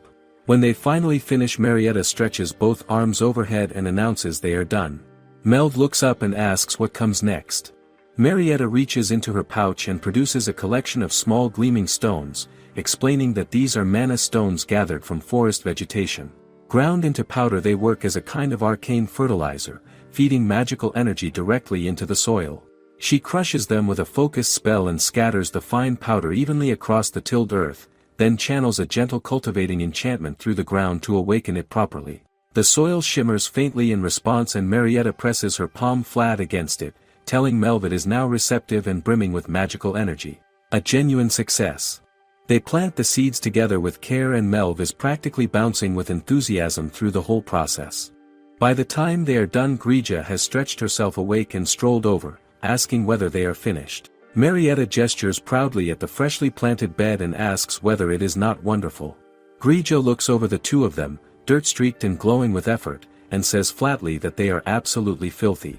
Then she adds that she supposes that is proof of hard work. The three of them laugh and Marietta and Melv use a quick cleansing spell to tidy themselves up. Marietta points out that if everything grows well they should have crops ready to harvest in about a month. Both creatures look forward to that, and then Marietta's stomach growls loudly. She laughs and says she is a little hungry. Grija deadpans that apparently tilling soil really takes it out of a person. Back in the kitchen, Marietta surveys what she has available and decides that since there is already some soup on hand she will make meatballs to go with it. She prepares the mixture and is just about to add everything to the pot when she realizes they are completely out of carrots and greens. She looks around in mild dismay. Melv asks if they absolutely need them. Marietta says they are not strictly essential, but the crunchiness and texture they add make a real difference and it simply will not be as satisfying without them. Melv thinks it over for a moment and then tells her to leave it to her. Marietta looks at her curiously. A short while later, thanks to Melv's contribution, Marietta has exactly what she needs and the meatball soup comes together beautifully. She sets it on the table and tells them to enjoy it. Grija takes a careful first bite and goes still. She says it is incredibly delicious, the broth is deeply flavorful, and the texture of the meatballs is especially remarkable. Marietta chews thoughtfully and says she supposes those leaves really were essential. Grija freezes mid-bite. She slowly sets down her spoon and turns to Melv with a look of dawning horror, asking what exactly went into those meatballs. Melv, calmly wiping her face, tells her they used one of her leaves. Grija stares. She looks at Melv's head and notices that one of her leaves is indeed missing. Marietta explains that she needed something to add that particular crunch and Melv offered one of her own. Melv turns to Grija with genuine curiosity and asks whether it was not tasty, pointing out that her leaves are full of magical energy and probably gave them a nice boost. Grija cannot quite bring herself to deny that it was delicious, but asks with visible concern whether Melv is really alright with that. Melv waves her off and says a new one will grow back by tomorrow and they are welcome to her leaves whenever they need them. Grija still looks a little uneasy about the whole arrangement. Marietta smiles and says once the garden starts producing properly there will be no need to resort to anything like that. She says she is genuinely looking forward to growing a whole variety of vegetables. Both Melv and Grija say they are looking forward to it too, and the warmth of the moment settles comfortably around the table. By the time evening falls, a soft rain has begun to drift down over the garden, pattering gently across the freshly planted crop beds. The rain hasn't stopped for 5 days straight and Marietta stands at her window watching droplets trace lines down the glass. She admits she normally loves the mood of a rainy day, but after this long even she is starting to wear thin. Her cat Grija is genuinely caught off guard. She scoffs and says she can't believe that even Marietta could get tired of something, the girl with the relentlessly sunny attitude who'd probably call a week of non-stop rain awesome, even though she has hit her limit. Marietta snaps back immediately and tells Grija she isn't that ditzy. Grija concedes barely and mutters an apology. Marietta sighs, her gaze drifting downward. She mentions almost to herself that the field she planted with Melv has completely flooded by now. Grija tilts her head, says it sounds like it caused quite the commotion and that they must be deep in the rainy season. Marietta keeps looking outside and says 5 straight days of rain feels less like a blessing and more like a disaster, Then something shifts in her expression and she realizes she hasn't seen him in a while either. She wonders aloud if he is okay and if anything has happened in the city. Grija glances up at her and supposes the city is probably dealing with its own heavy rainfall. Marietta blinks and asks, really?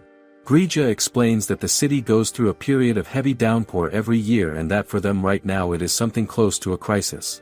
The words land hard and Marietta is on her feet before she even finishes processing it.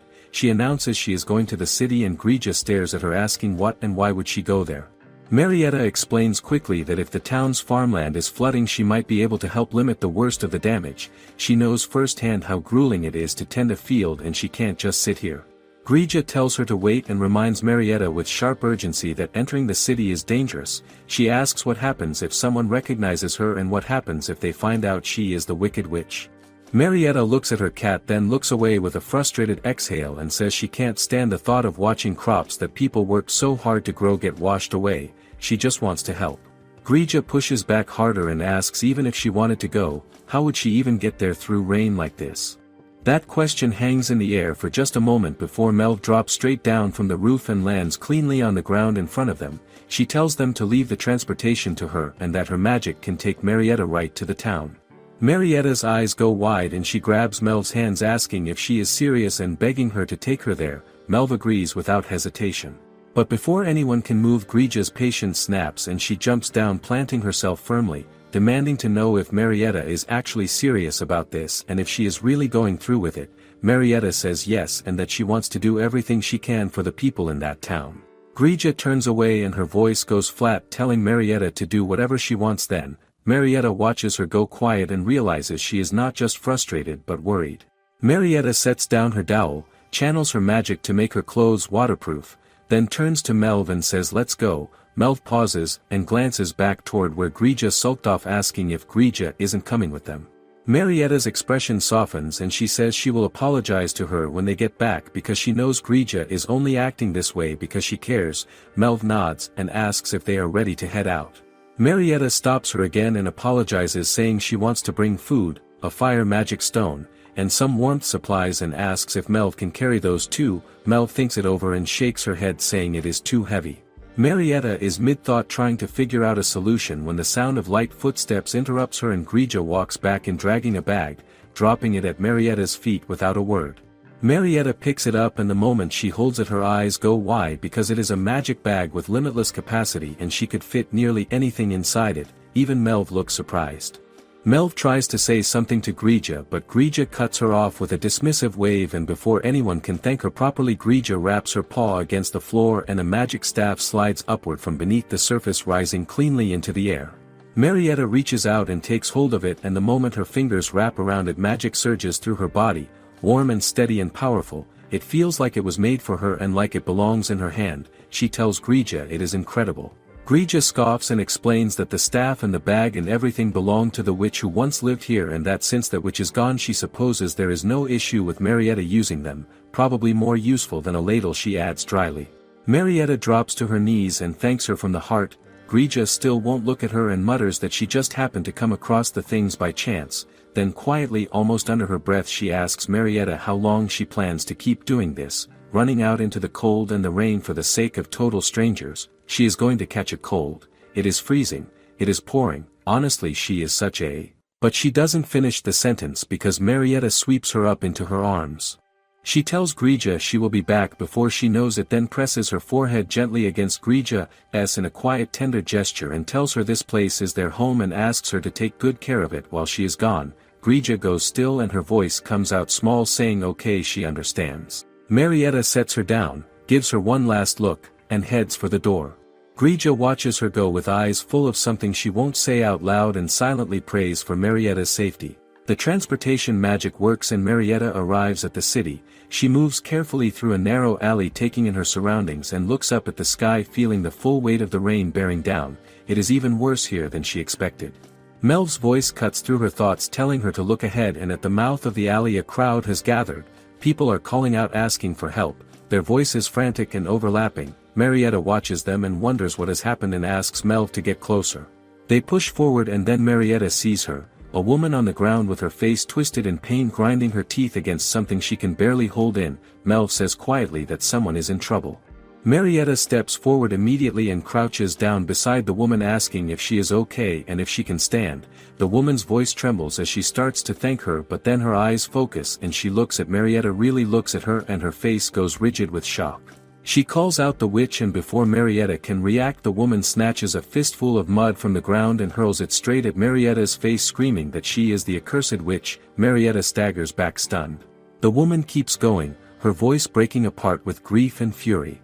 She demands to know if she is really the witch of the night fog forest and if this rain is her doing.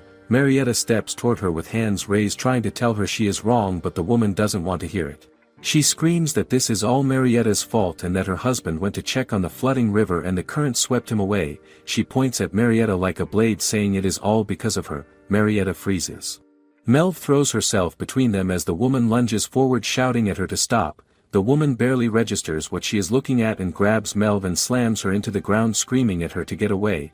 Then she raises her hand high above Marietta's head, screaming to give her back her husband. Marietta covers her face and braces for the impact when a horse skids to a stop directly in front of them and a man's voice rings out sharp and commanding, telling her to stop and that it is enough. The crowd goes quiet. Marietta lowers her arms and looks up at the rider, and her eyes go wide because it is D. The woman on the ground freezes too, and when she looks up at him her whole tone shifts as she calls him my lord in a trembling voice, then immediately turns back toward Marietta, pointing and telling him that the cause of all this disaster is standing right there, the witch of the night fog forest, and demands that he apprehend her at once. The word which ripples through the crowd like a match dropped in dry grass, and people turn as murmurs ignite into shouts. They ask each other if she just said witch and if it is really her and why the witch would come here. They scream that the rain is her fault and that she is unforgivable and shout at D to arrest her and to capture her now. Marietta stands in the middle of it all, soaked to the bone and trembling. Her eyes find D through the rain and the noise, and somewhere in the crowd a voice cuts through louder than the rest, swearing they will never forgive that accursed witch, and D looks at her as rain pours down over both of them and neither one speaks. D stands frozen, unable to comprehend what is happening or what he is about to do, while on the other side of the chaos Marietta is equally stunned, her mind struggling to process everything at once. She cannot understand what the people are shouting, and the realization that D is the local lord hits her like a cold wave. She recalls Grija's words. Grija had mentioned he was in service to the Lord, but she never imagined he was the Lord himself. Marietta drops her gaze, turning the situation over in her mind, knowing she cannot afford to be arrested here. D's expression darkens as he listens to the crowd growing louder, and then he raises his voice and commands them to quiet down. He turns to face them and reminds them firmly that he has already explained this, that there is no trace of magic in the air and this is a completely natural disaster, that the witch has absolutely nothing to do with any of it, and he demands to know if they are truly saying they do not believe him. The people falter, their voices stumbling over each other, and before they can argue further he orders them to move away from the area because it is far too dangerous, telling them to evacuate immediately. The crowd hesitates, still murmuring that this must be the witch's doing, but the soldiers move in and begin urging people back, telling them to calm down and clear the area. D turns to one of his soldiers and orders him to deploy more troops to assist with the evacuation, and the soldier acknowledges the command and moves at once. Marietta stands among the noise and the rain, trembling, when D steps closer to her and asks if she is all right. She looks up at him and he extends his hand toward her. She takes it and thanks him quietly. He asks what she is doing here and she explains that she was worried the town's crop fields would be destroyed by the flooding and came wanting to do something to help. He tells her it has gone far beyond the fields, that the river is on the verge of overflowing completely and drowning the entire town, that several people have already been swept away by the current, and that the area is far too dangerous for her to remain in. She needs to leave at once. Marietta straightens and tells him that in that case she will stop flooding herself using her magic. He stares at her, confused, and she explains with calm certainty that she knows water manipulation magic and that Melv is with her as well. Before he can respond, Melv leaps out from behind Marietta and lands in front of him, and D recoils in shock, asking what on earth that creature is. Melv introduces herself proudly as the Great Spirit of the Forest, and Marietta glances at her with a slightly startled expression before turning back to D and explaining that she has apparently formed a pact with this Great Spirit. D stares at Melv in disbelief, saying he cannot believe it, that he always thought spirits like that only existed in fairy tales. Marietta tells him that is exactly why he should trust them to handle the flood and that he should focus on getting himself to safety as well. He tells her he will go with them and she immediately refuses, raising her voice and telling him absolutely not, that she does not even know for certain whether her plan will succeed and that it is far too dangerous, she has to go alone. He looks at her and says plainly that if she is not confident it will work, then she should not bother, because failure will only make things worse. Marietta snaps back that she is completely confident it will work, and he scoffs and tells her that settles it, he is coming with her. She grits her teeth, cornered, and reluctantly agrees. He tells her he will leave his men to manage the evacuation, and she looks at him and asks him to wait, mentioning that she brought food and warming supplies and asking if he could distribute them to the citizens. He looks genuinely stunned, telling her this is an enormous help because their supply lines have been cut off by the downpour. Marietta smiles quietly, relieved she thought to bring them, and after he gives the order his soldiers react with wide eyes at the sheer volume of goods pouring from the magic bag. Once everything is sorted he returns to her and thanks her for waiting, then tells her he will take her to the riverside now. She tells him to please lead the way and the two of them mount his horse together, riding hard through the rain.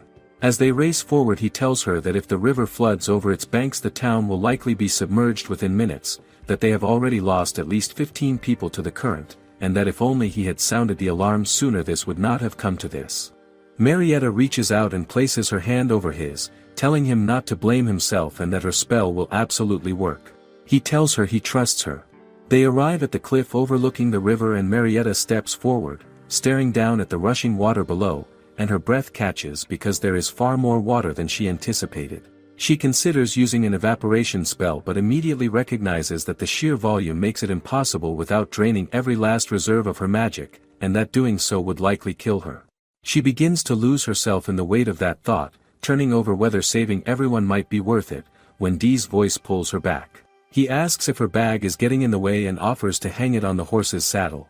The question catches her off guard for just a moment before something clicks in her mind and she cries out that that is it, the bag. All she needs to do is put the river water inside it. Dee looks at her in confusion and she explains that the bag is enchanted to hold an enormous amount of material inside it, that she can use her magic to draw the water up and funnel it directly into the bag and stop the flood that way. He nods slowly, telling her he is not entirely sure it will be that straightforward but that they should try, and from behind them Melv shouts that she will help too.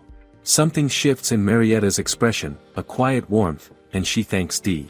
He looks puzzled and tells her he has not done anything yet.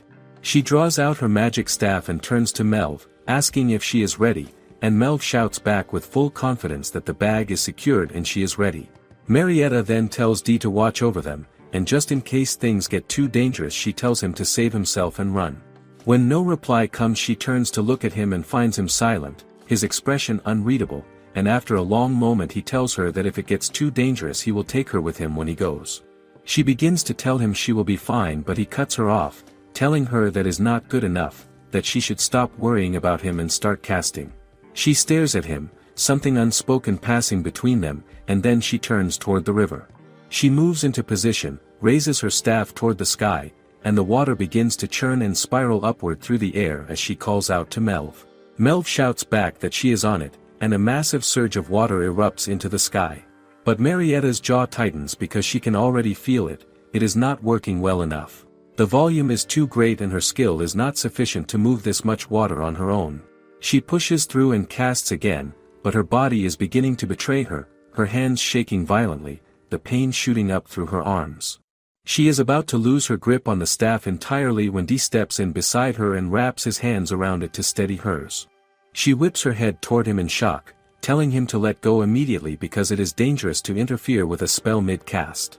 Then she catches sight of his arm and her voice breaks into a shout of alarm. He tells her firmly that he is fine and asks her to please focus on the spell, telling her he will support her until it is done. She steadies herself and presses forward, and slowly, steadily, the water begins pouring into the bag. Dee watches the river and announces that the current is draining, telling her it is all because of her. Then Marietta lets out a sharp cry of pain and he spins toward her asking what is wrong, and she gasps, realizing her magic is completely spent.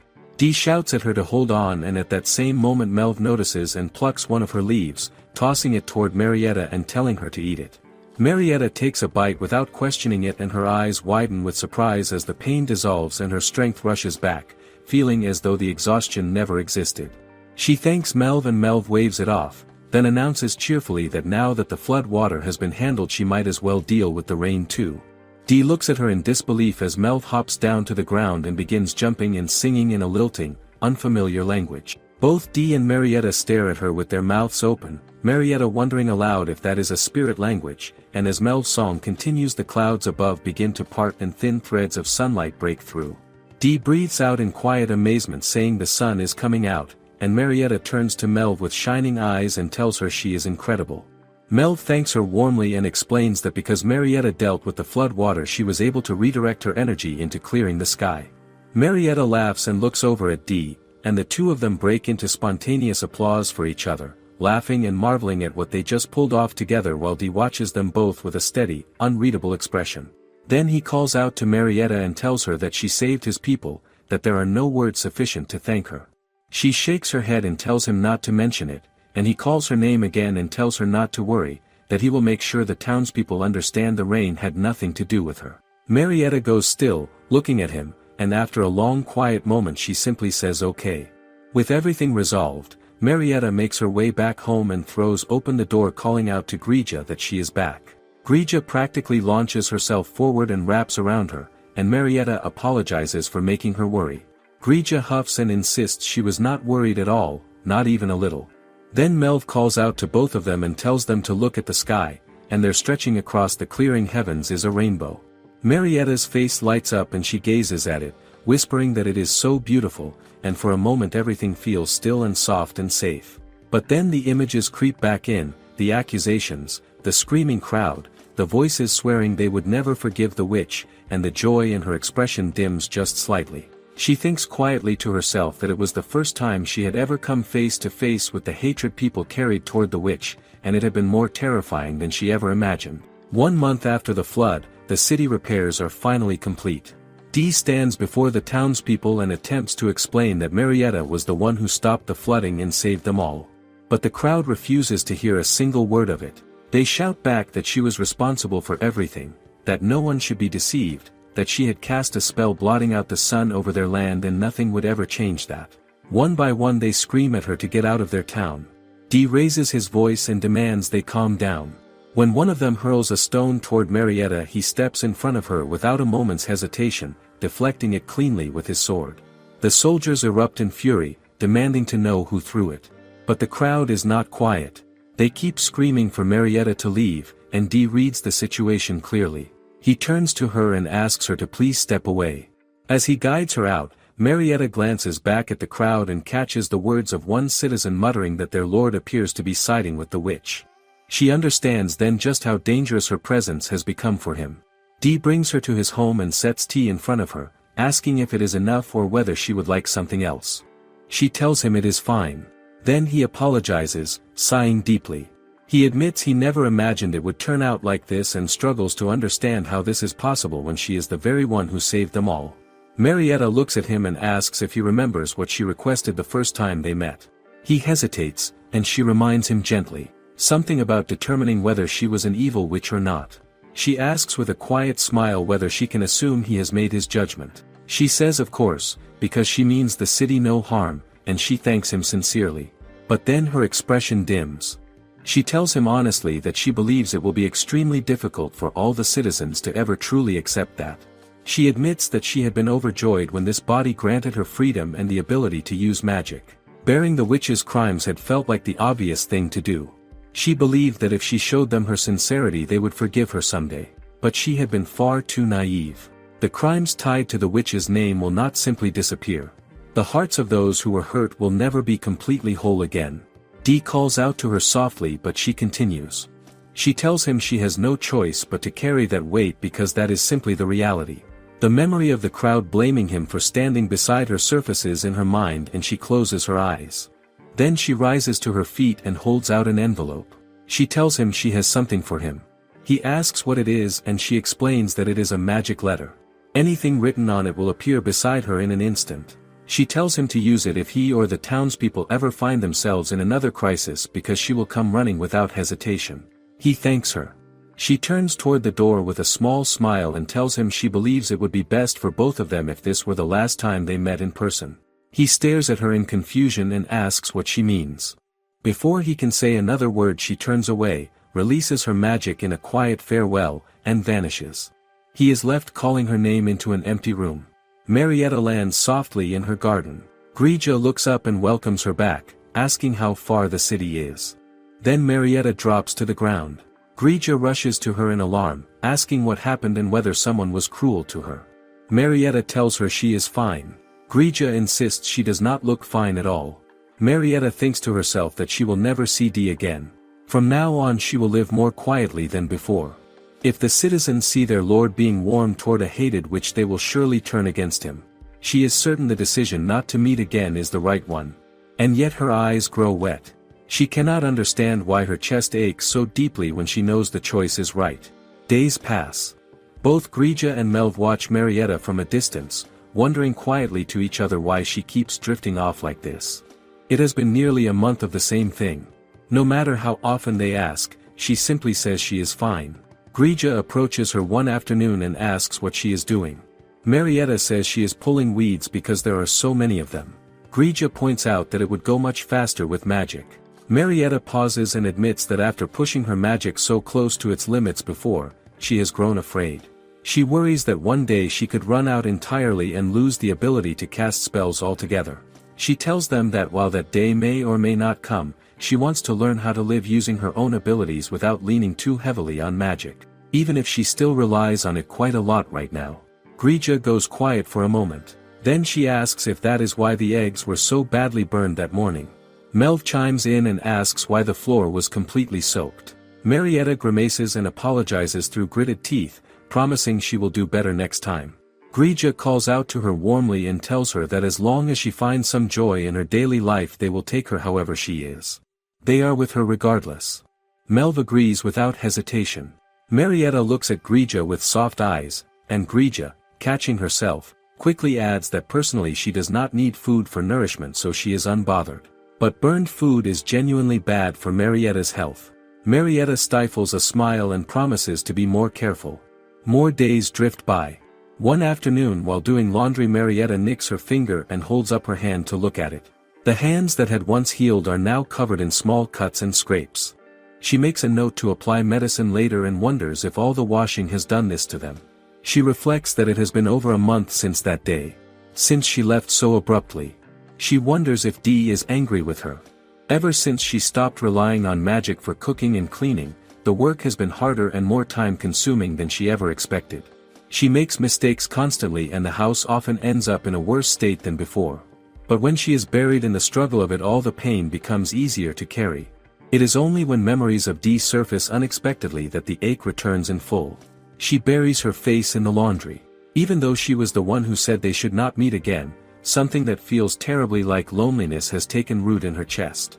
She wonders what this feeling is when suddenly a voice calls out to her. She looks up. Her breath catches. Standing there is Dee. He tells her it has been a while. She rushes toward him asking if it is really him. He says yes. She steps closer with wide eyes and asks why he is here. Whether something has happened to the town. Why did he not use the magic letter? He tells her to slow down and assures her the town is fine. She exhales and asks them why he has come. He tells her simply that he came to see her. Warmth rises quietly in his expression. She stares at him, confused, and asks what he means by that. He tells her he is glad to see she is doing well since that day. That he has thought a great deal about why she left. He explains that over the past month and a half he arranged several meetings with the townspeople to set the record straight on her behalf. But no matter how much he explained, he could not change the minds of those already convinced she is evil. She tells him she understands and apologizes that she could not be of more help. He tells her firmly not to apologize. That she has already done more than enough. Then his gaze drops to her hands. He takes them gently and asks what happened. They were not like this before. Her cheeks flush.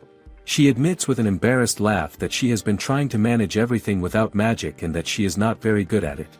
She calls herself pathetic. He tells her he does not think that at all. That if he were the one living alone he is certain he would be in an even sorrier state. The image of Dee fumbling helplessly through chores surfaces in her mind so vividly that she laughs before she can stop herself. He watches her and sighs with quiet relief. He tells her he has finally managed to see her smile. Her heartbeat quickens without warning. She invites him inside and he thanks her. Once they are in, she smiles and introduces her companions. Grija and Melv, the friends she lives with. Melv immediately lights up and leaps toward him, declaring how wonderful it is to see him again. Dee tells her warmly that it has been some time. Then Melv bounds toward Grija and announces that it is lovely to meet her. Grija turns away with a huff and says likewise. Dee watches Grija with an amused look and remarks that she is very spirited. Grija promptly announces she will leave Marietta to entertain him and disappears, calling back that there are only some burned cookies anyway. Marietta shouts after her that some of them turned out perfectly fine. Dee tells her it is alright and that he would not mind burned ones either. Marietta tells him she absolutely could not serve those to a guest. When the visit draws to a close, Dee steps outside and apologizes for dropping in so suddenly. Then he looks at her and asks whether it would be a bother if he kept coming by. Marietta thinks of the words she had once said. That it would be best if they never met again. And yet something rises in her chest faster than reason. She bursts out that it would not be a bother at all. That she was so glad he came and that they had talked so much. He smiles and tells her he is very glad to hear it. That he will come again. She watches him leave. Grija sidles up beside her and asks whether the Lord has gone. Marietta turns to her and asks what she should do. Grija asks about what. Marietta presses her fist gently to her chest as her heart pounds and the truth settles over her all at once. She has fallen in love with him. Her face goes completely red. Marietta rushes inside her home and the moment the door closes behind her, she buries her face in her hands, turning to Grija with a desperate question of what she should do. Grija tilts her head and asks what's wrong, but before Marietta can even form an answer, she stops herself, staring at Grija as a single overwhelming thought takes over her mind, whether this is really love. Grija considers it calmly and tells her that if she thinks it's love, doesn't that make it love? Marietta lets out a frustrated cough and collapses onto the sofa, hiding her face, and Grija watches her with quiet concern before asking if she's okay. She doesn't answer right away, instead thinking aloud, her heart races, her chest feels tight, sometimes it's joyful and other times it's painful, and she concludes with a trembling certainty that this must be love, because the magic textbook never said anything about this, and it's the very first time she has ever felt this way. Then another thought strikes her suddenly, what does Dee think of her? Grija coughs and answers plainly that he probably sees her as an enigmatic witch. Marietta blinks in confusion and asks what technique she means, and Grija raises an eyebrow, asking isn't she always hiding behind that hood of hers? Marietta glances down at the hood draped over her and realizes Grija is right, because whenever she's around other people she unconsciously pulls it up, a habit she must have inherited from the witch. She holds the fabric quietly, turning the thought over, and tells herself that if she intends to keep seeing Dee, hiding her face would be disrespectful, yet she reaches up to touch her hair and wonders softly whether it would really be okay to show her uncovered face, before finally, she removes the hood. Later she steps out of her gown and into the bathroom, standing before the mirror and studying her reflection carefully, noticing that the witch's previous body and her own look nearly identical except for the scar on her forehead, and it's clear the witch was bothered by it too. She would also rather not show it off, especially to Dee, and the thought crosses her mind that if he were to see something like that, she would at least want to cover it with some makeup. She realizes then that until now she has been so completely focused on the town and everyone around her that she hasn't given herself any time for self-care at all, but she knows she can create cosmetics using magic, and the moment that thought lands, her eyes light up with excitement. The excitement barely lasts a second before she catches herself, pressing her hands to her flushing cheeks, wondering with disbelief whether wanting to look pretty for someone she likes is really what love does to her. A deep blush spreads across her face and she sighs in pure exasperation, deciding that this is so embarrassing. On the other side of the door, Grija watches the morning quietly, and whatever happens inside that bathroom, it's clear that she comes out the other side in completely high spirits, leaving both her companions quietly delighted. She emerges with a list in hand and heads into the forest with Grija at her side, reading through the ingredients aloud: cerisite, white clay, pearl powder, natural pigment, zincite, and silver. Grija glances at the list and remarks that it's quite a lot, questioning whether she'll really be able to find all of it, and she answers confidently that she cast a dowsing spell earlier and it pointed to the forest, explaining that it's a very useful magic for finding people or objects. Grija understands then, that's why they're out so early in the morning, while back at the house Melv is still fast asleep. She glances back and says it's fine, Melv can sleep in, and Grija smiles, mentioning she's simply enjoying a pleasant morning stroll. They haven't gone far before the squirrel siblings spot them and call out a cheerful good morning, and she returns the greeting warmly as they tilt their heads with curiosity, asking why she's in the forest so early and whether she's going for a walk. She explains that she came to gather materials to make cosmetic wands and that her spell pointed her here, and the squirrel's eyes go wide with surprise, asking if she means sericite, because there's a crag nearby with plenty of it and they use it to make the white paint for their houses.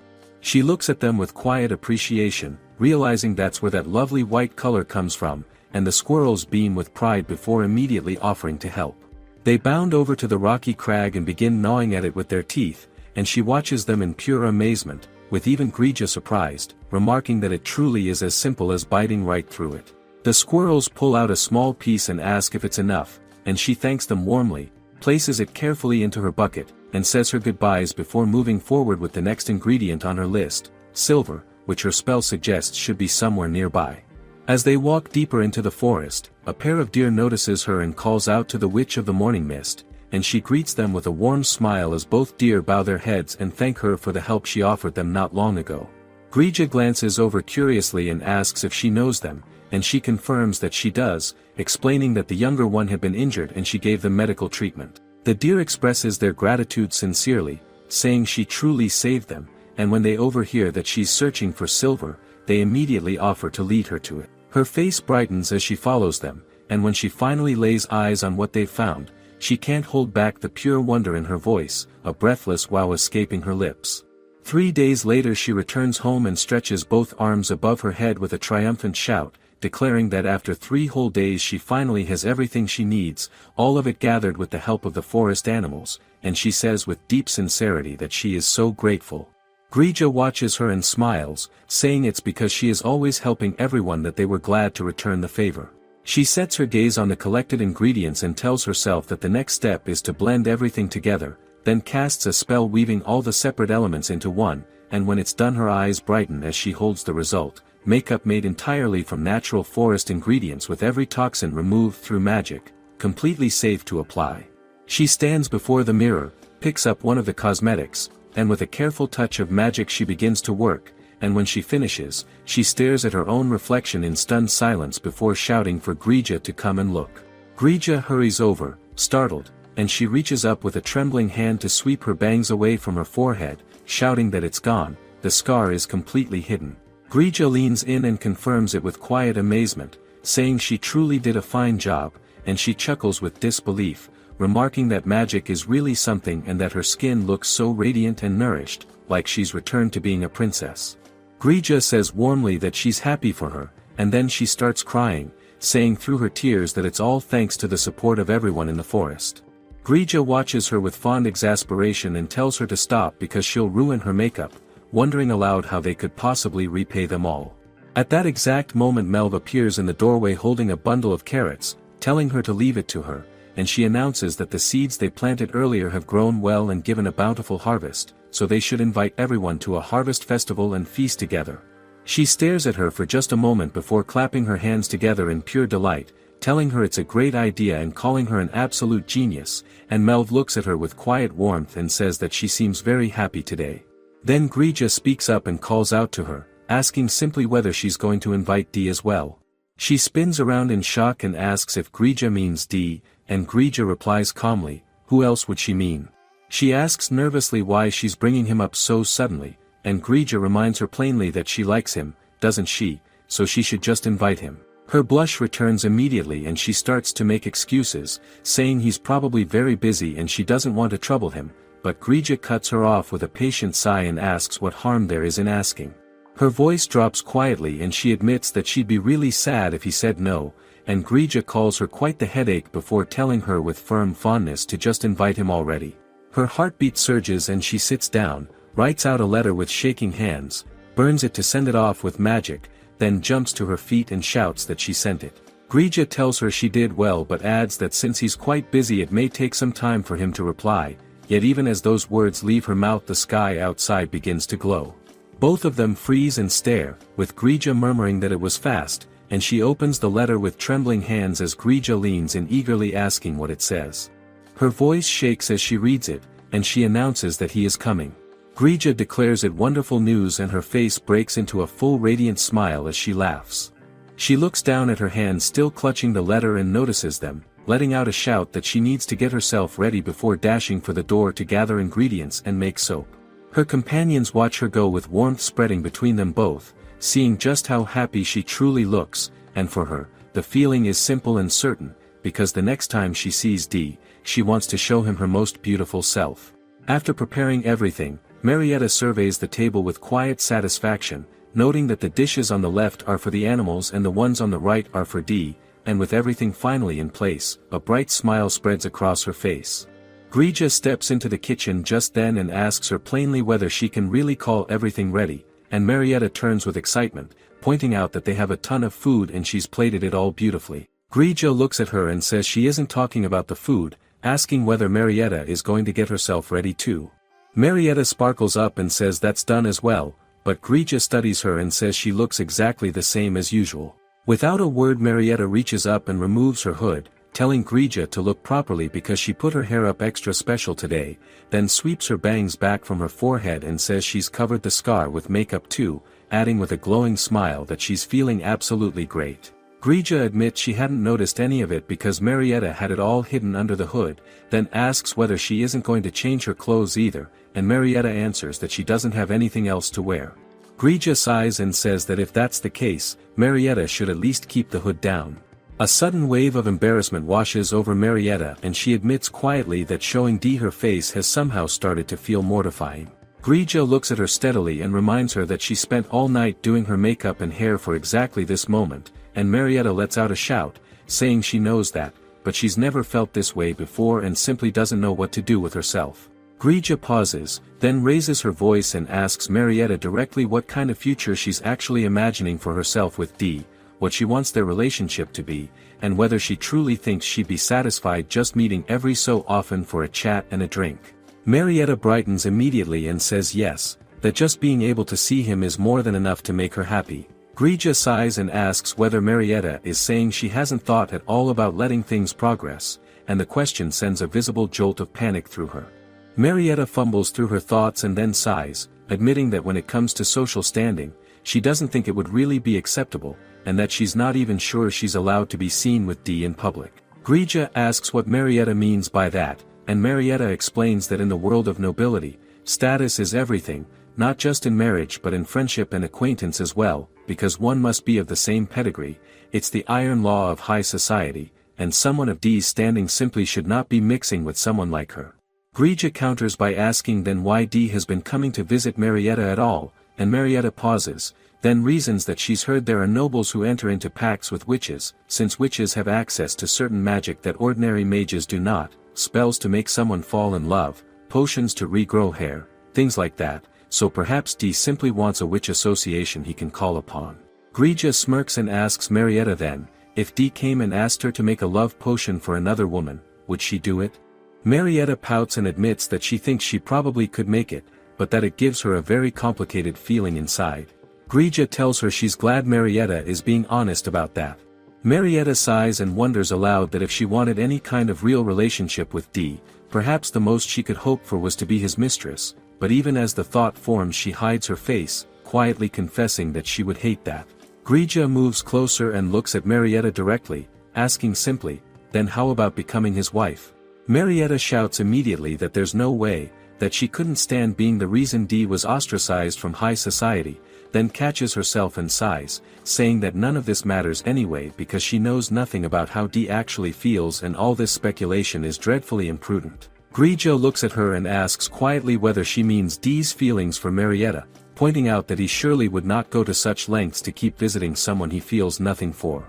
Marietta's heartbeat quickens as she listens and she asks with wide eyes whether Grija really thinks so, and Grija answers without hesitation that there is no doubt, saying she would bet a full month's worth of feathered donations on it. Marietta looks at her and points out with fond exasperation that she's the one who would have to make that bet happen too. Just then Melv appears and tells Marietta that everyone has arrived, and Marietta sets her thoughts aside immediately, reminding herself that today is about the harvest festival and that her job is to make sure everyone has a good time before heading out to welcome her guests. On the other side of it all, Dee arrives at the house and stops in his tracks, visibly taken aback by the sheer number of animals gathered in one place. Marietta greets him with a radiant smile and Dee thanks her warmly for the invitation, saying he has never seen anything like this before. Marietta laughs and admits it surprised even her, and adds that on top of everything, though she was the one who invited everyone for a harvest festival, all the animals brought even more food of their own. Then Dee reaches into his coat and holds something out to Marietta, telling her it's for her. Marietta looks down and sees a pocket watch, and before she can speak Dee tells her she mentioned once that she didn't have a clock. Marietta stares at it in quiet disbelief that he remembered something so small, then traces the design with her eyes and says it looks important, clearly old but handled with such care that she can tell it's a very fine piece. Dee tells her he inherited it from his mother, that she always had it on her. The words hit Marietta like a wave and she looks up at him in shock, unable to believe he would offer her something so precious. Dee tells her gently that he hopes she can accept it, and that he believes his mother would have been happy for her to use it. Something quiet and warm moves through Marietta and she says his name softly before letting out a small chuckle and thanking him, promising that she will take the very best care of it. Marietta leads him to the table after that and presents him with a full course of forest vegetables, asking him to please eat up. Dee thanks her and takes a bite, and his expression shifts immediately as he says it's delicious, that they're far sweeter than regular vegetables.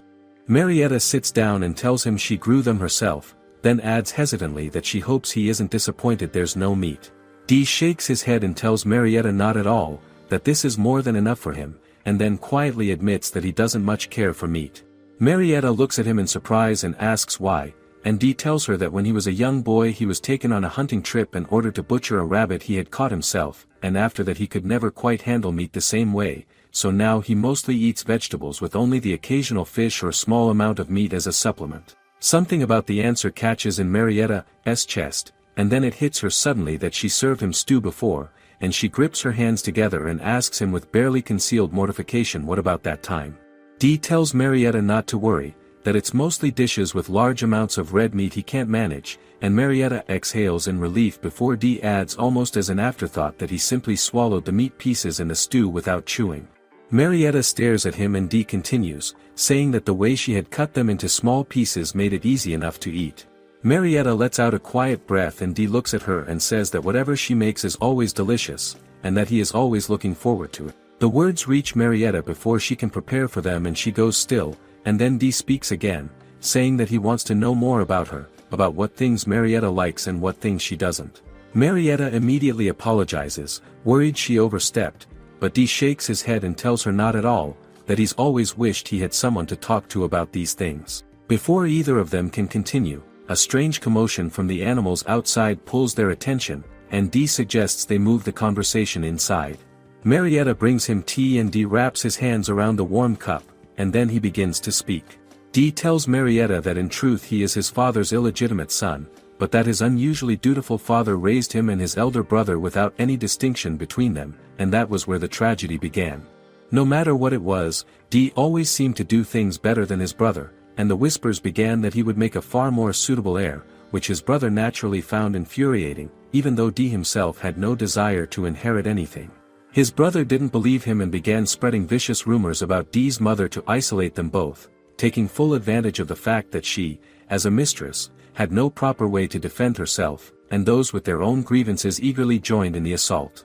Still, Dee's mother and Dee chose to carry themselves with quiet dignity, living their lives without letting the rumors touch them, at least until the day she was killed.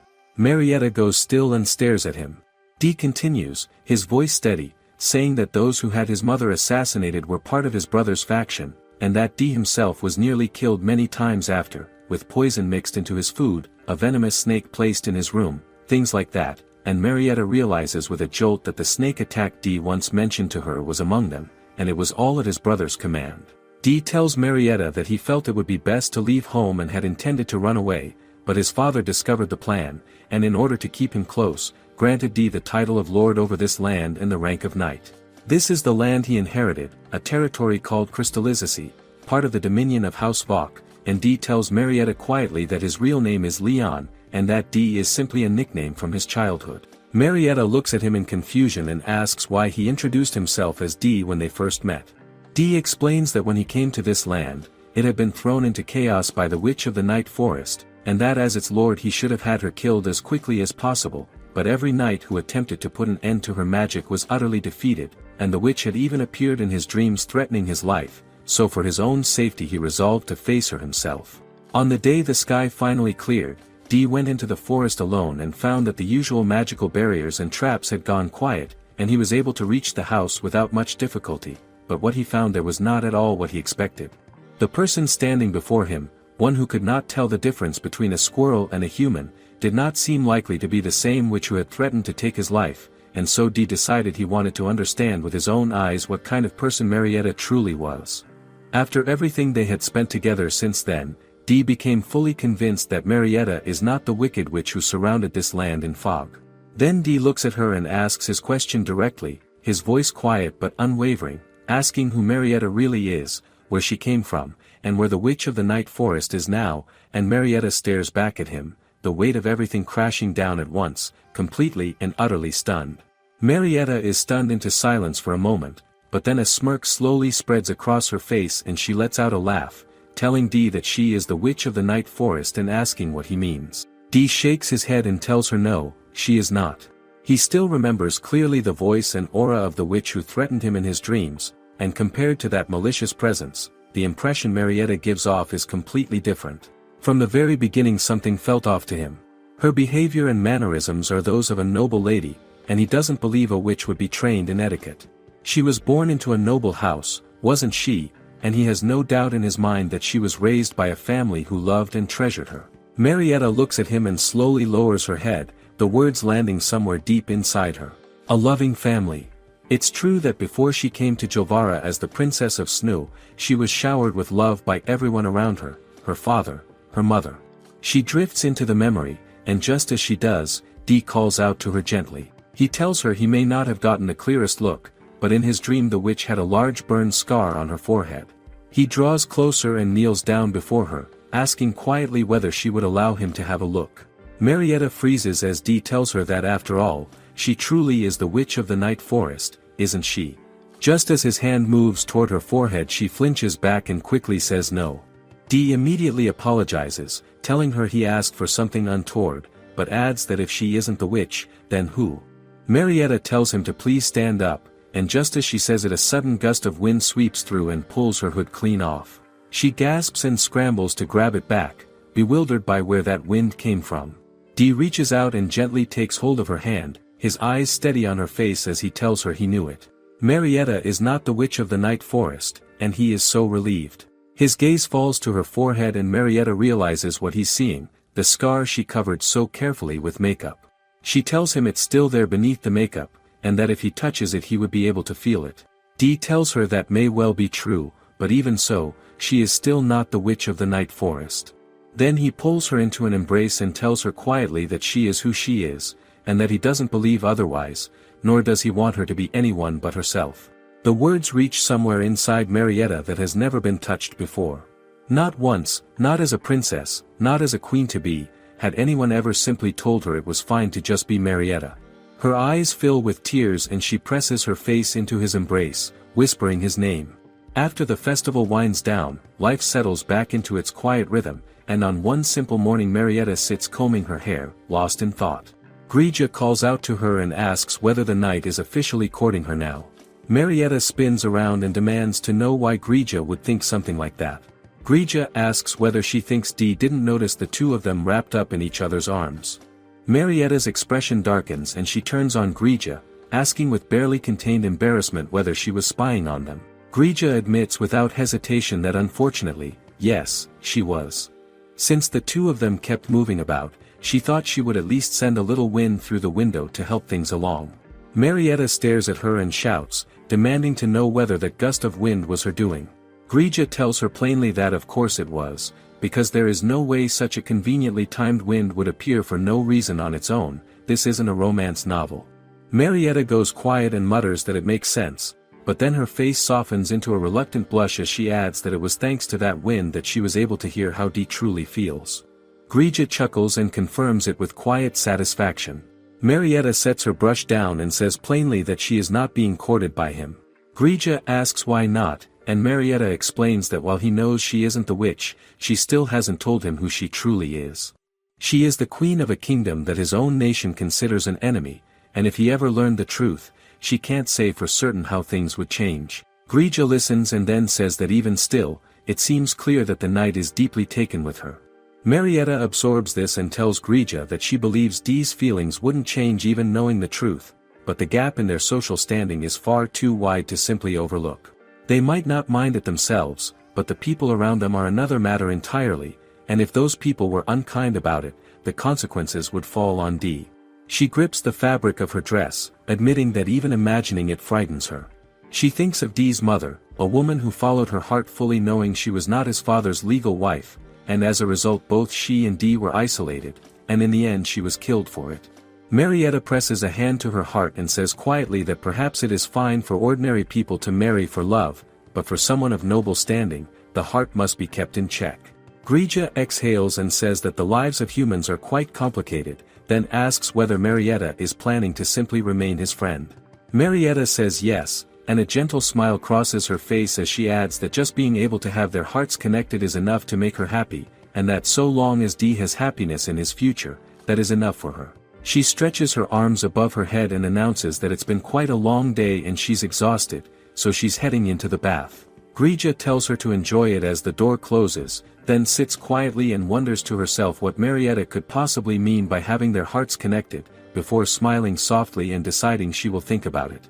1 week after the harvest festival, Dee comes to visit and arrives with flowers in hand, holding them out to Marietta and telling her he brought these for her. Her face lights up and she tells him they're absolutely lovely, and Dee smiles and says he's glad she's pleased, adding that he believes this is actually his first time giving flowers to a woman. She thanks him warmly and tells him she truly loves them. Then Dee calls out to her with a slightly more serious tone, and Marietta looks at him curiously. He tells her he's been thinking it would be good to introduce her to his family, and asks whether that would work for her. Marietta blinks and tilts her head, asking whether someone needs a remedy or something of that sort, because if it's at his request she will do whatever she can to help. Dee lets out a frustrated sigh and covers his face with his hand. Marietta looks at him with concern and asks if he's alright, and then Dee reaches out and takes her hand firmly in his, telling her clearly that what he is saying is that he wants to introduce her to his family as his future wife. Marietta's breath stops. She stares at him and asks what. Her shout bursts out of her so suddenly that it startles every creature in the forest, and from somewhere nearby, Grija simply sighs and tells herself she knew it. Marietta pulls her hand back slightly and asks him with wide eyes whether he is truly asking her to be his future wife. Dee tells her yes, that he desires her hand in marriage. Her face flushes deeply and she lets out a flustered chuckle, saying this is the first time she is hearing anything like this.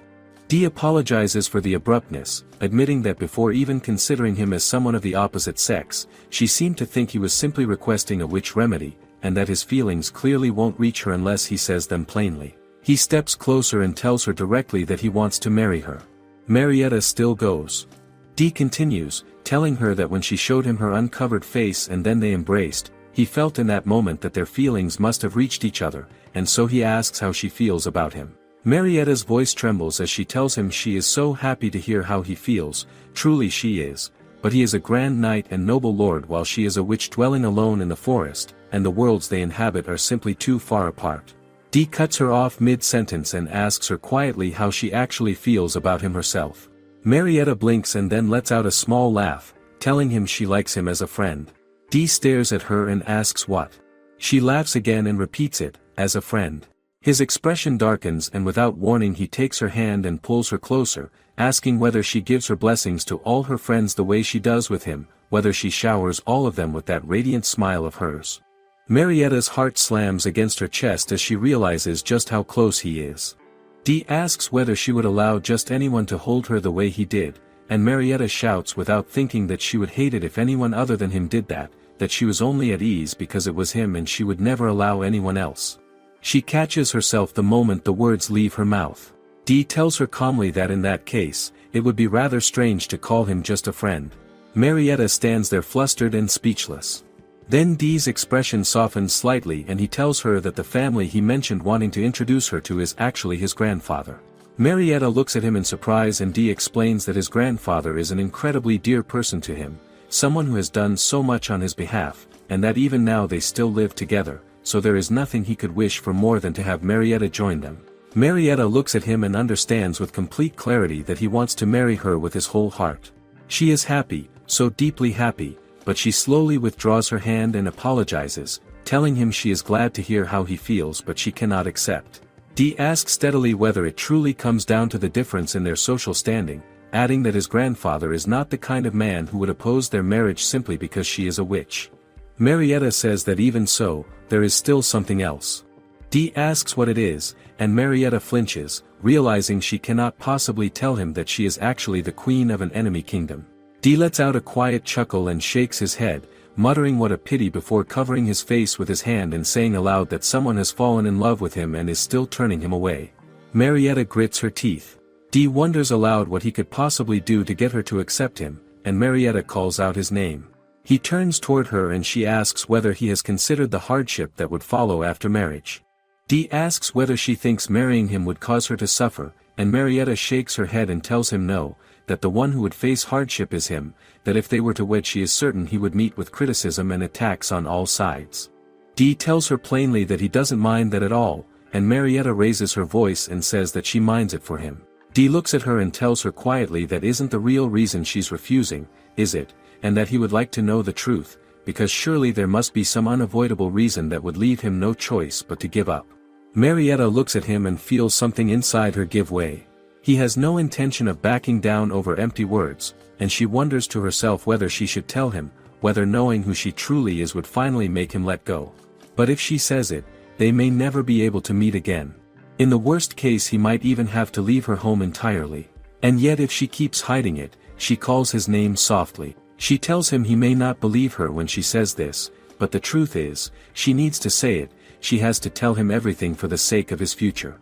She grips the flowers tightly in her hands and realizes she is terrified. She doesn't know how he will react. She doesn't know what she will do if he comes to hate her. But before a single word can leave her lips, Dee raises his hand and gently presses a finger to her mouth, telling her that's enough. His proposal was never meant to back her into a corner or frighten her. He leans forward until his forehead rests against hers and murmurs that when it comes to her, he can never quite maintain his composure. Then he pulls back, straightens up, and steps away. Marietta calls out after him and Dee simply asks her to pat him on the head. She stares at him, confused, and then he holds out a bundle and tells her he brought more groceries, asking her to let him know if anything is missing. Marietta tells him he really didn't have to do that and thanks him quietly. Dee glances at her and she flinches under his gaze, and then he turns to leave, telling her he'll see her next time. The moment he's gone, Marietta sinks to the ground with a long exhale. She wonders to herself that she couldn't say it. There's a small relief in that, but she also wonders whether it's alright to keep delaying things like this. He didn't just bring flour this time, he brought so much food, and it must have been a burden carrying all of it this far. And yet she refused him anyway. He looked so forlorn as he left. She asks herself quietly whether she was cruel to him. Melv watches her from nearby and Marietta turns and asks Grija whether she was cruel. Grija tells her she would say yes. Marietta sighs heavily and says there is simply a great deal on her mind, as they both know. Grija tells her more importantly, they should look at all the food he left, there's meat and bacon and even milk. 1 month later, deep in the forest, the squirrel siblings are in the middle of a heated argument and Marietta laughs softly and steps in to calm them down. As she mediates between them, she reflects quietly that ever since that day, she has been filling her hours with tending her vegetables, helping settle disputes among the animals, and working on crafts, keeping herself busy from morning until the light fades. She hasn't seen Dee once since the proposal. She returns home later and sheds her gown, calling out to Grija that she's back. Grija looks at her and asks whether she has been pushing herself too hard lately. Marietta looks at Grija and asks what she means, and Grija taps the spot beside her. Marietta tilts her head and asks whether she wants her to sit down, and the moment she does she is suddenly struck by a wave of exhaustion so heavy she can barely move. Grija tells her to see, she has been running without rest since morning and has been like this every single day. Marietta asks in genuine surprise whether that's true, and then Melv swings down and holds out a leaf, telling Marietta she needs to take a proper break and offering her a bite. Marietta takes it and her eyes widen, saying it's delicious. Melv smiles and says she knows. Marietta sits with it and wonders aloud that it doesn't feel like she's been doing anything especially demanding, so she can't understand why she feels so completely drained. Grija sighs and tells her that since she clearly hasn't noticed on her own, she will say it plainly. Marietta has contracted lovesickness. Marietta's jaw drops and she asks what Grija means. Grija explains that Marietta has been yearning and longing to see the night but cannot, and so she has been filling every waking hour with activity just to distract herself from that ache. Marietta shouts that it isn't true at all, that's not it, but then she hides her face in her hands and admits quietly that it probably is. Grija asks why she doesn't simply pay him a visit herself. Marietta looks up in surprise and asks whether she means going into town. Grija says exactly that. Marietta immediately shakes her head, saying it frightens her, that the townspeople would surely speak ill of Dee for maintaining a relationship with a witch. Grija sighs and says that if she's going to let that sort of thing hold her back, then there is nothing to be done. Marietta nods firmly and says yes, she is fine, she is satisfied with how her life is going. Grija looks at her and asks quietly whether she is really sure, and whether she truly believes it would be fine if she could never see the night again. The question lands hard and Marietta's hands clench at her sides.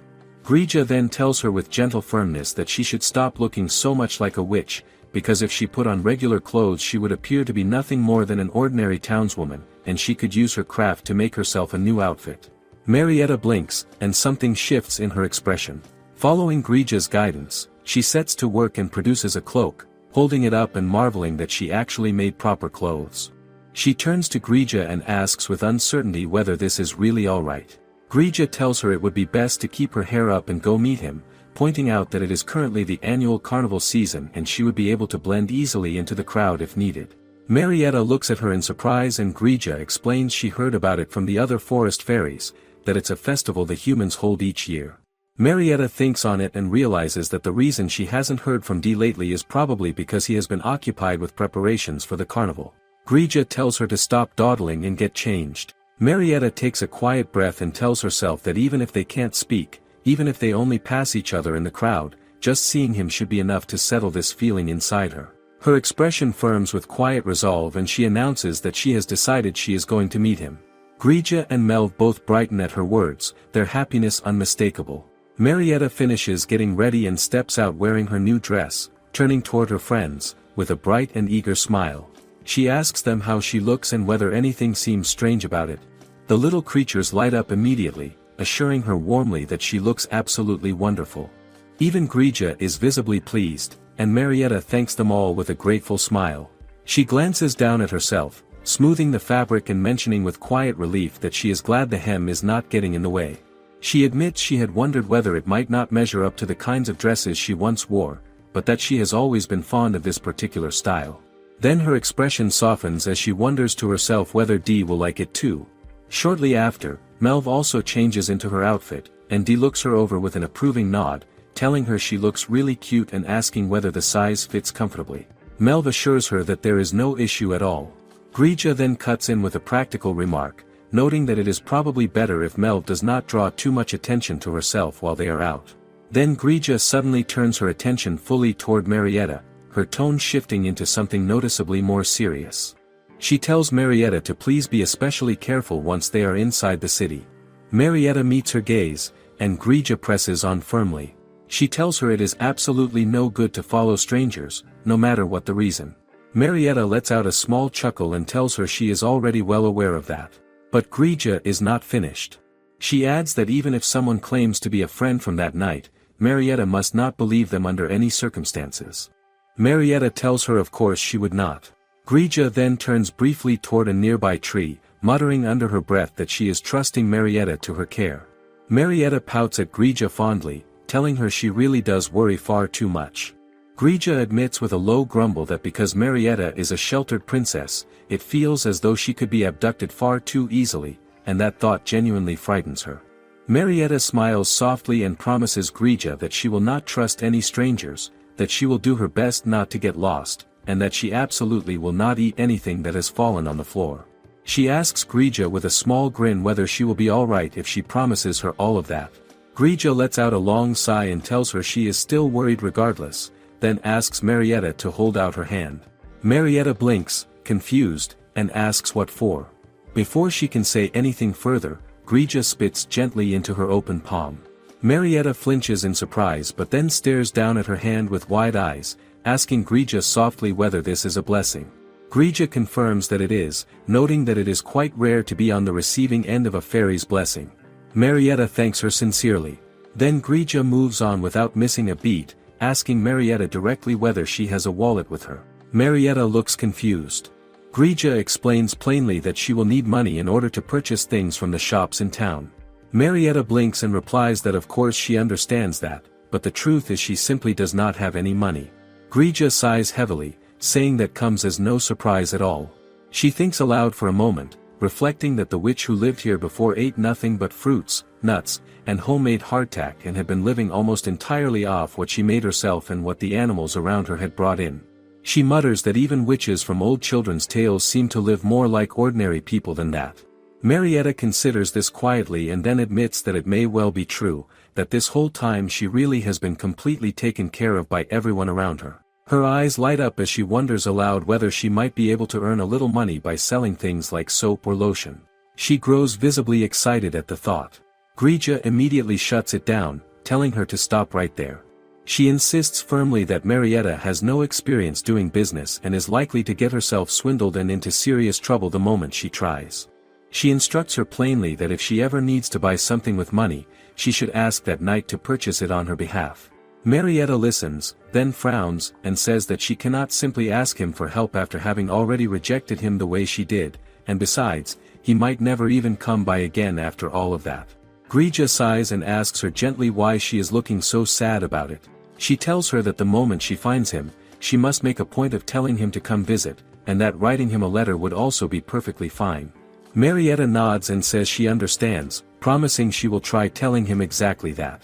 Then without further warning, Grija tosses a small pouch through the air toward her. Marietta catches it and looks down at it in surprise, asking what it is. Grija tells her plainly that it is her allowance. Marietta's eyes go wide. She nearly shouts, asking Grija with complete disbelief whether she actually has money. Grija explains calmly that over time she noticed travelers passing through the forest would drop coins here and there, and she had figured collecting them might come in useful one day. She tells her there should be enough in there to enjoy the carnival. Marietta laughs softly, saying it really does feel like Grija worked incredibly hard to gather all of this. Grija tells her firmly that no one said she was giving it away freely.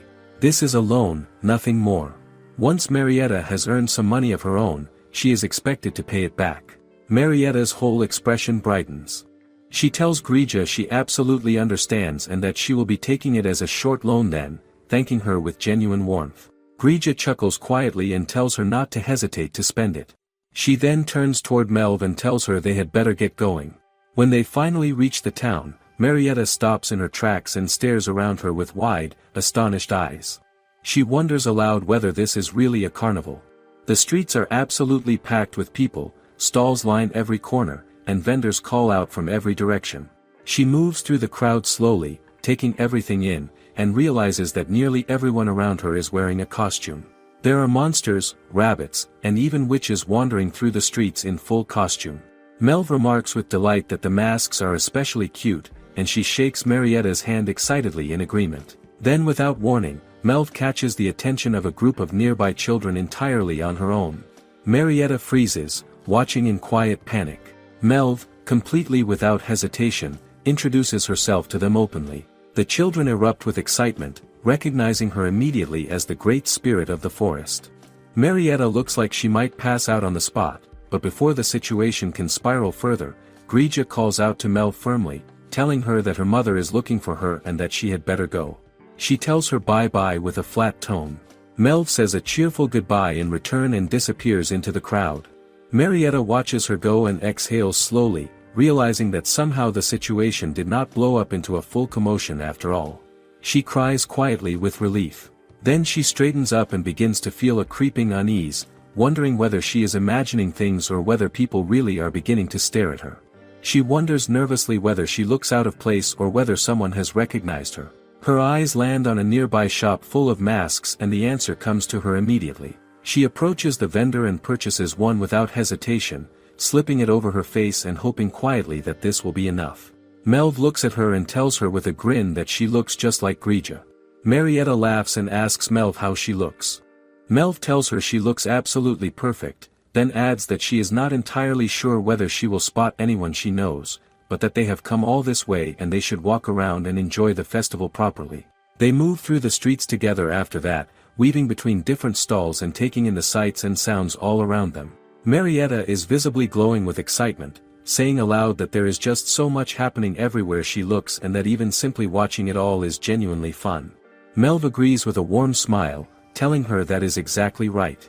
Then Marietta's attention is drawn toward a growing crowd in the center of the street, and she notices that everyone has begun dancing. She remarks that this looks like a dance meant for lovers and suggests to Melv that they move a little closer to watch. As they draw near, Marietta notices a young man approaching a woman and asking her to dance with him. The woman declines graciously, explaining that this is a dance meant for couples and that she will have to pass. Marietta watches the man get turned down and winces slightly, thinking to herself that even though she just happened to witness it, it still feels painfully awkward to see. Then her heart lurches as she realizes the young man's gaze has landed directly on her. He points at her and calls out, and Marietta goes rigid with shock. The boy looks her over and asks her with a grin, still pushing through the crowd toward her, whether she is the girl who had no mask just a moment ago.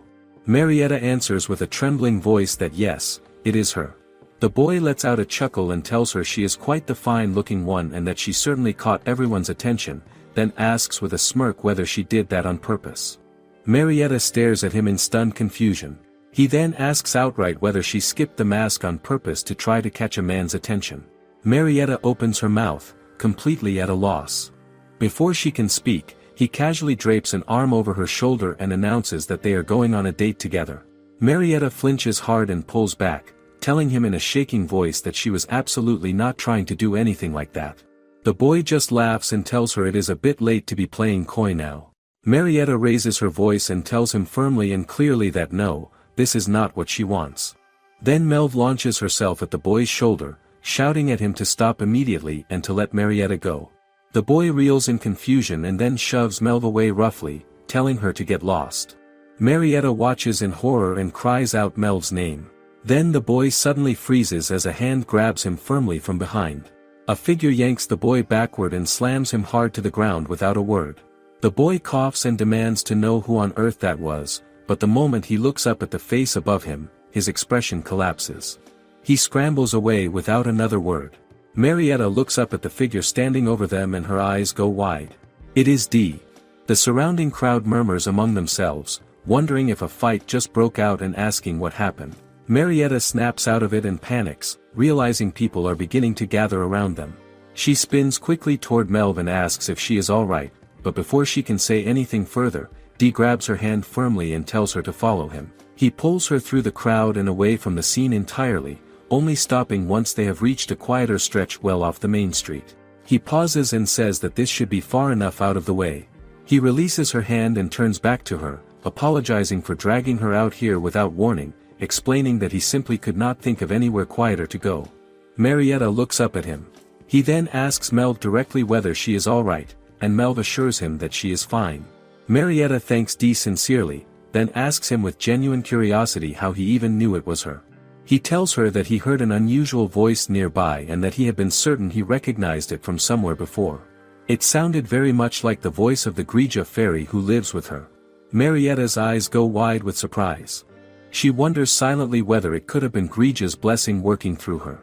Dee tells her quietly that he believes Grija must have guided him there. Marietta thanks Grija silently in her heart.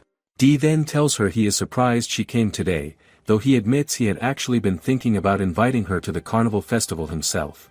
Marietta looks at him with wide eyes. He explains further that he had been worried something serious might happen to her in such a large and crowded place, and that in the end he missed the chance to reach out and invite her. He apologizes quietly, saying he is sorry for not doing so sooner. Marietta quickly shakes her head and apologizes in return, telling him she truly did not mean to bother him or create any kind of disruption. Dee tells her plainly that he knows that, and that the man who grabbed her was forcing himself on her. None of what happened was her fault, and he is just relieved that she is safe. Marietta looks at him, and something quietly settles over her. Even though he had been thinking about her well-being all this time, she came out to the city on her own and still managed to cause a scene. She tells herself she must not be any more of a burden to him. She turns and tells him that she has enjoyed herself and has even gotten to see him today, so she will go ahead and head home now. She calls Melv to come along. Melv begins to question whether that is really so sudden, but before she can finish, Dee stops her. Marietta turns back and looks at him. He tells her quietly that she came all the way to the city to see him, did she not? He thanks her and tells her that it genuinely makes him happy to know that. She meets his eyes. Then he glances down at her dress and tells her simply that she looks lovely in it. She thanks him softly. She thinks to herself that when the other man complimented her earlier, all she felt was revulsion and unease, but this is entirely different.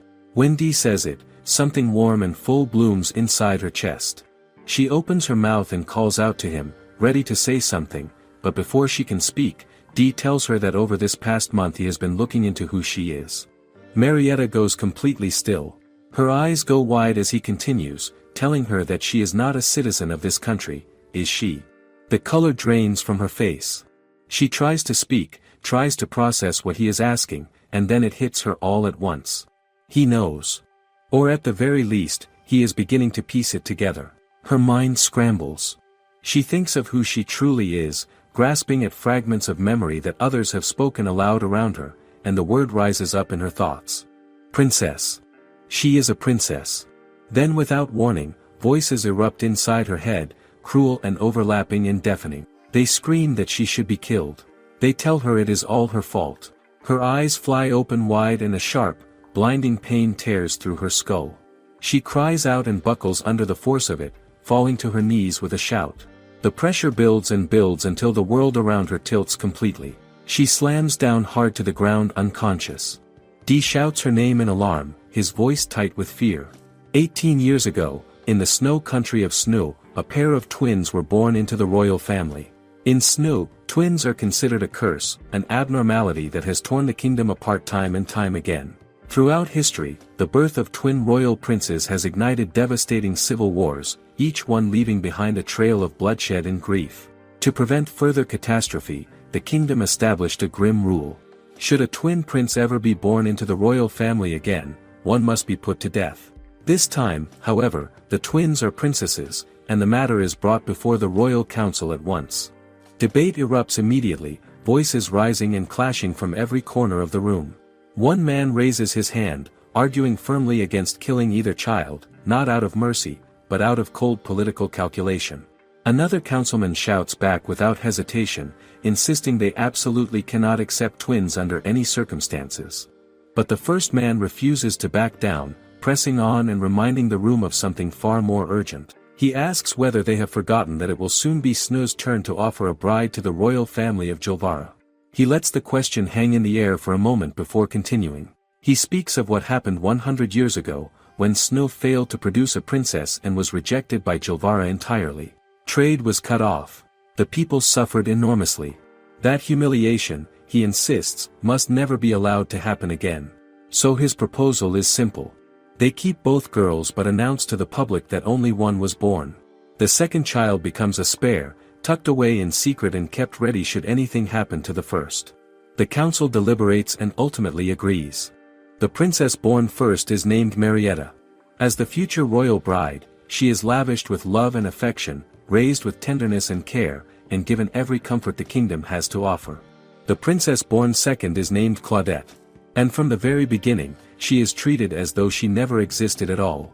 Claudette grows up completely alone, confined to a single dim room in what might as well be a forgotten corner of the palace. The maids assigned to her are cruel and careless. They strike her without reason, withhold her education without guilt, and frequently forget to bring her meals without apology. She has no companions, no warmth, and no explanation whatsoever for why her life looks so entirely different from her twin sisters. She simply wonders, quietly and endlessly, what could possibly be wrong with her. In the present day, a now teenage Claudette stands in her room, clutching a piece of bread the maids have brought her. The visits have been growing less and less frequent lately, but today they remembered, and she holds the bread carefully, thinking to herself that with this she can manage a little longer.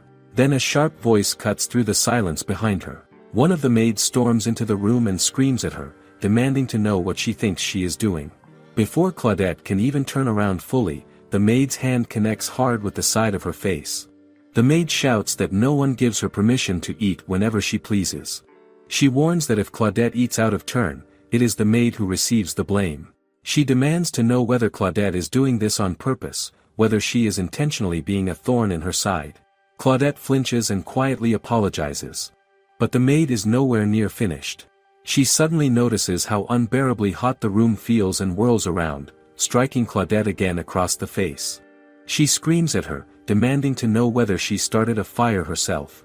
Before Claudette can even open her mouth to answer, the maid snatches up a scalding iron bar from nearby and holds it threateningly close to her, sneering that a little burning will teach her how to behave properly. Then the door swings open. A second maid steps into the room and stops short, taking in the scene before her with wide eyes. She shouts, demanding loudly to know what is going on in here, and when she sees Claudette crumpled on the floor and trembling in pain, she reminds the first maid that this room is supposed to be completely off limits. The first maid simply scoffs and straightens up, her expression shifting into something almost gleeful and unsettling. She announces that it hardly matters anymore. Princess Marietta is being sent off to Jovara today, she explains with a smirk. The arrangement has been finalized. Which means the spare is no longer needed by anyone. She glances down at Claudette with open contempt, muttering bitterly about how much of their precious time this girl has wasted over the years. So she asks with a cold smile, what possible harm could a little revenge do now? She adds that this cursed child will be disposed of soon enough regardless. The two maids begin to laugh together, and one of them muses aloud that if they deal with her ahead of the scheduled time, they might even earn themselves a generous reward for it. Claudette lies on the cold floor, still and silent, listening to every single word being exchanged above her. Her eyes fill slowly with tears. They are going to kill her. The realization crashes over her like a wave of ice. Fear floods through her body, cold and suffocating and absolute. She does not want to die. She is terrified down to her very bones. But beneath that crushing fear, something else begins to stir deep inside her. Her hands tremble against the floor. Her jaw locks tight.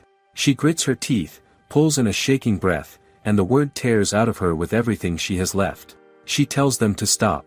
And then everything goes blindingly white. A massive explosion rips through the south tower with a thunderous roar. Outside the palace, guards and servants freeze instantly in their tracks, spinning toward the source of the deafening sound with wide eyes and open mouths. There is fire. People begin shouting in every direction that there are people still inside and that the fire must be put out immediately. Panic spreads across the palace grounds like water. Inside the room, Claudette runs. She does not stop until she has wedged herself tightly into a corner somewhere far from the flames, pressing her back hard against the cold stone wall behind her. She is shaking all over. Her body aches deeply from the blows she received, and the cold air bites sharply into her skin. She stares down at her own trembling hands and wonders with quiet disbelief whether she did that. She does not understand what just happened. She does not understand any of it.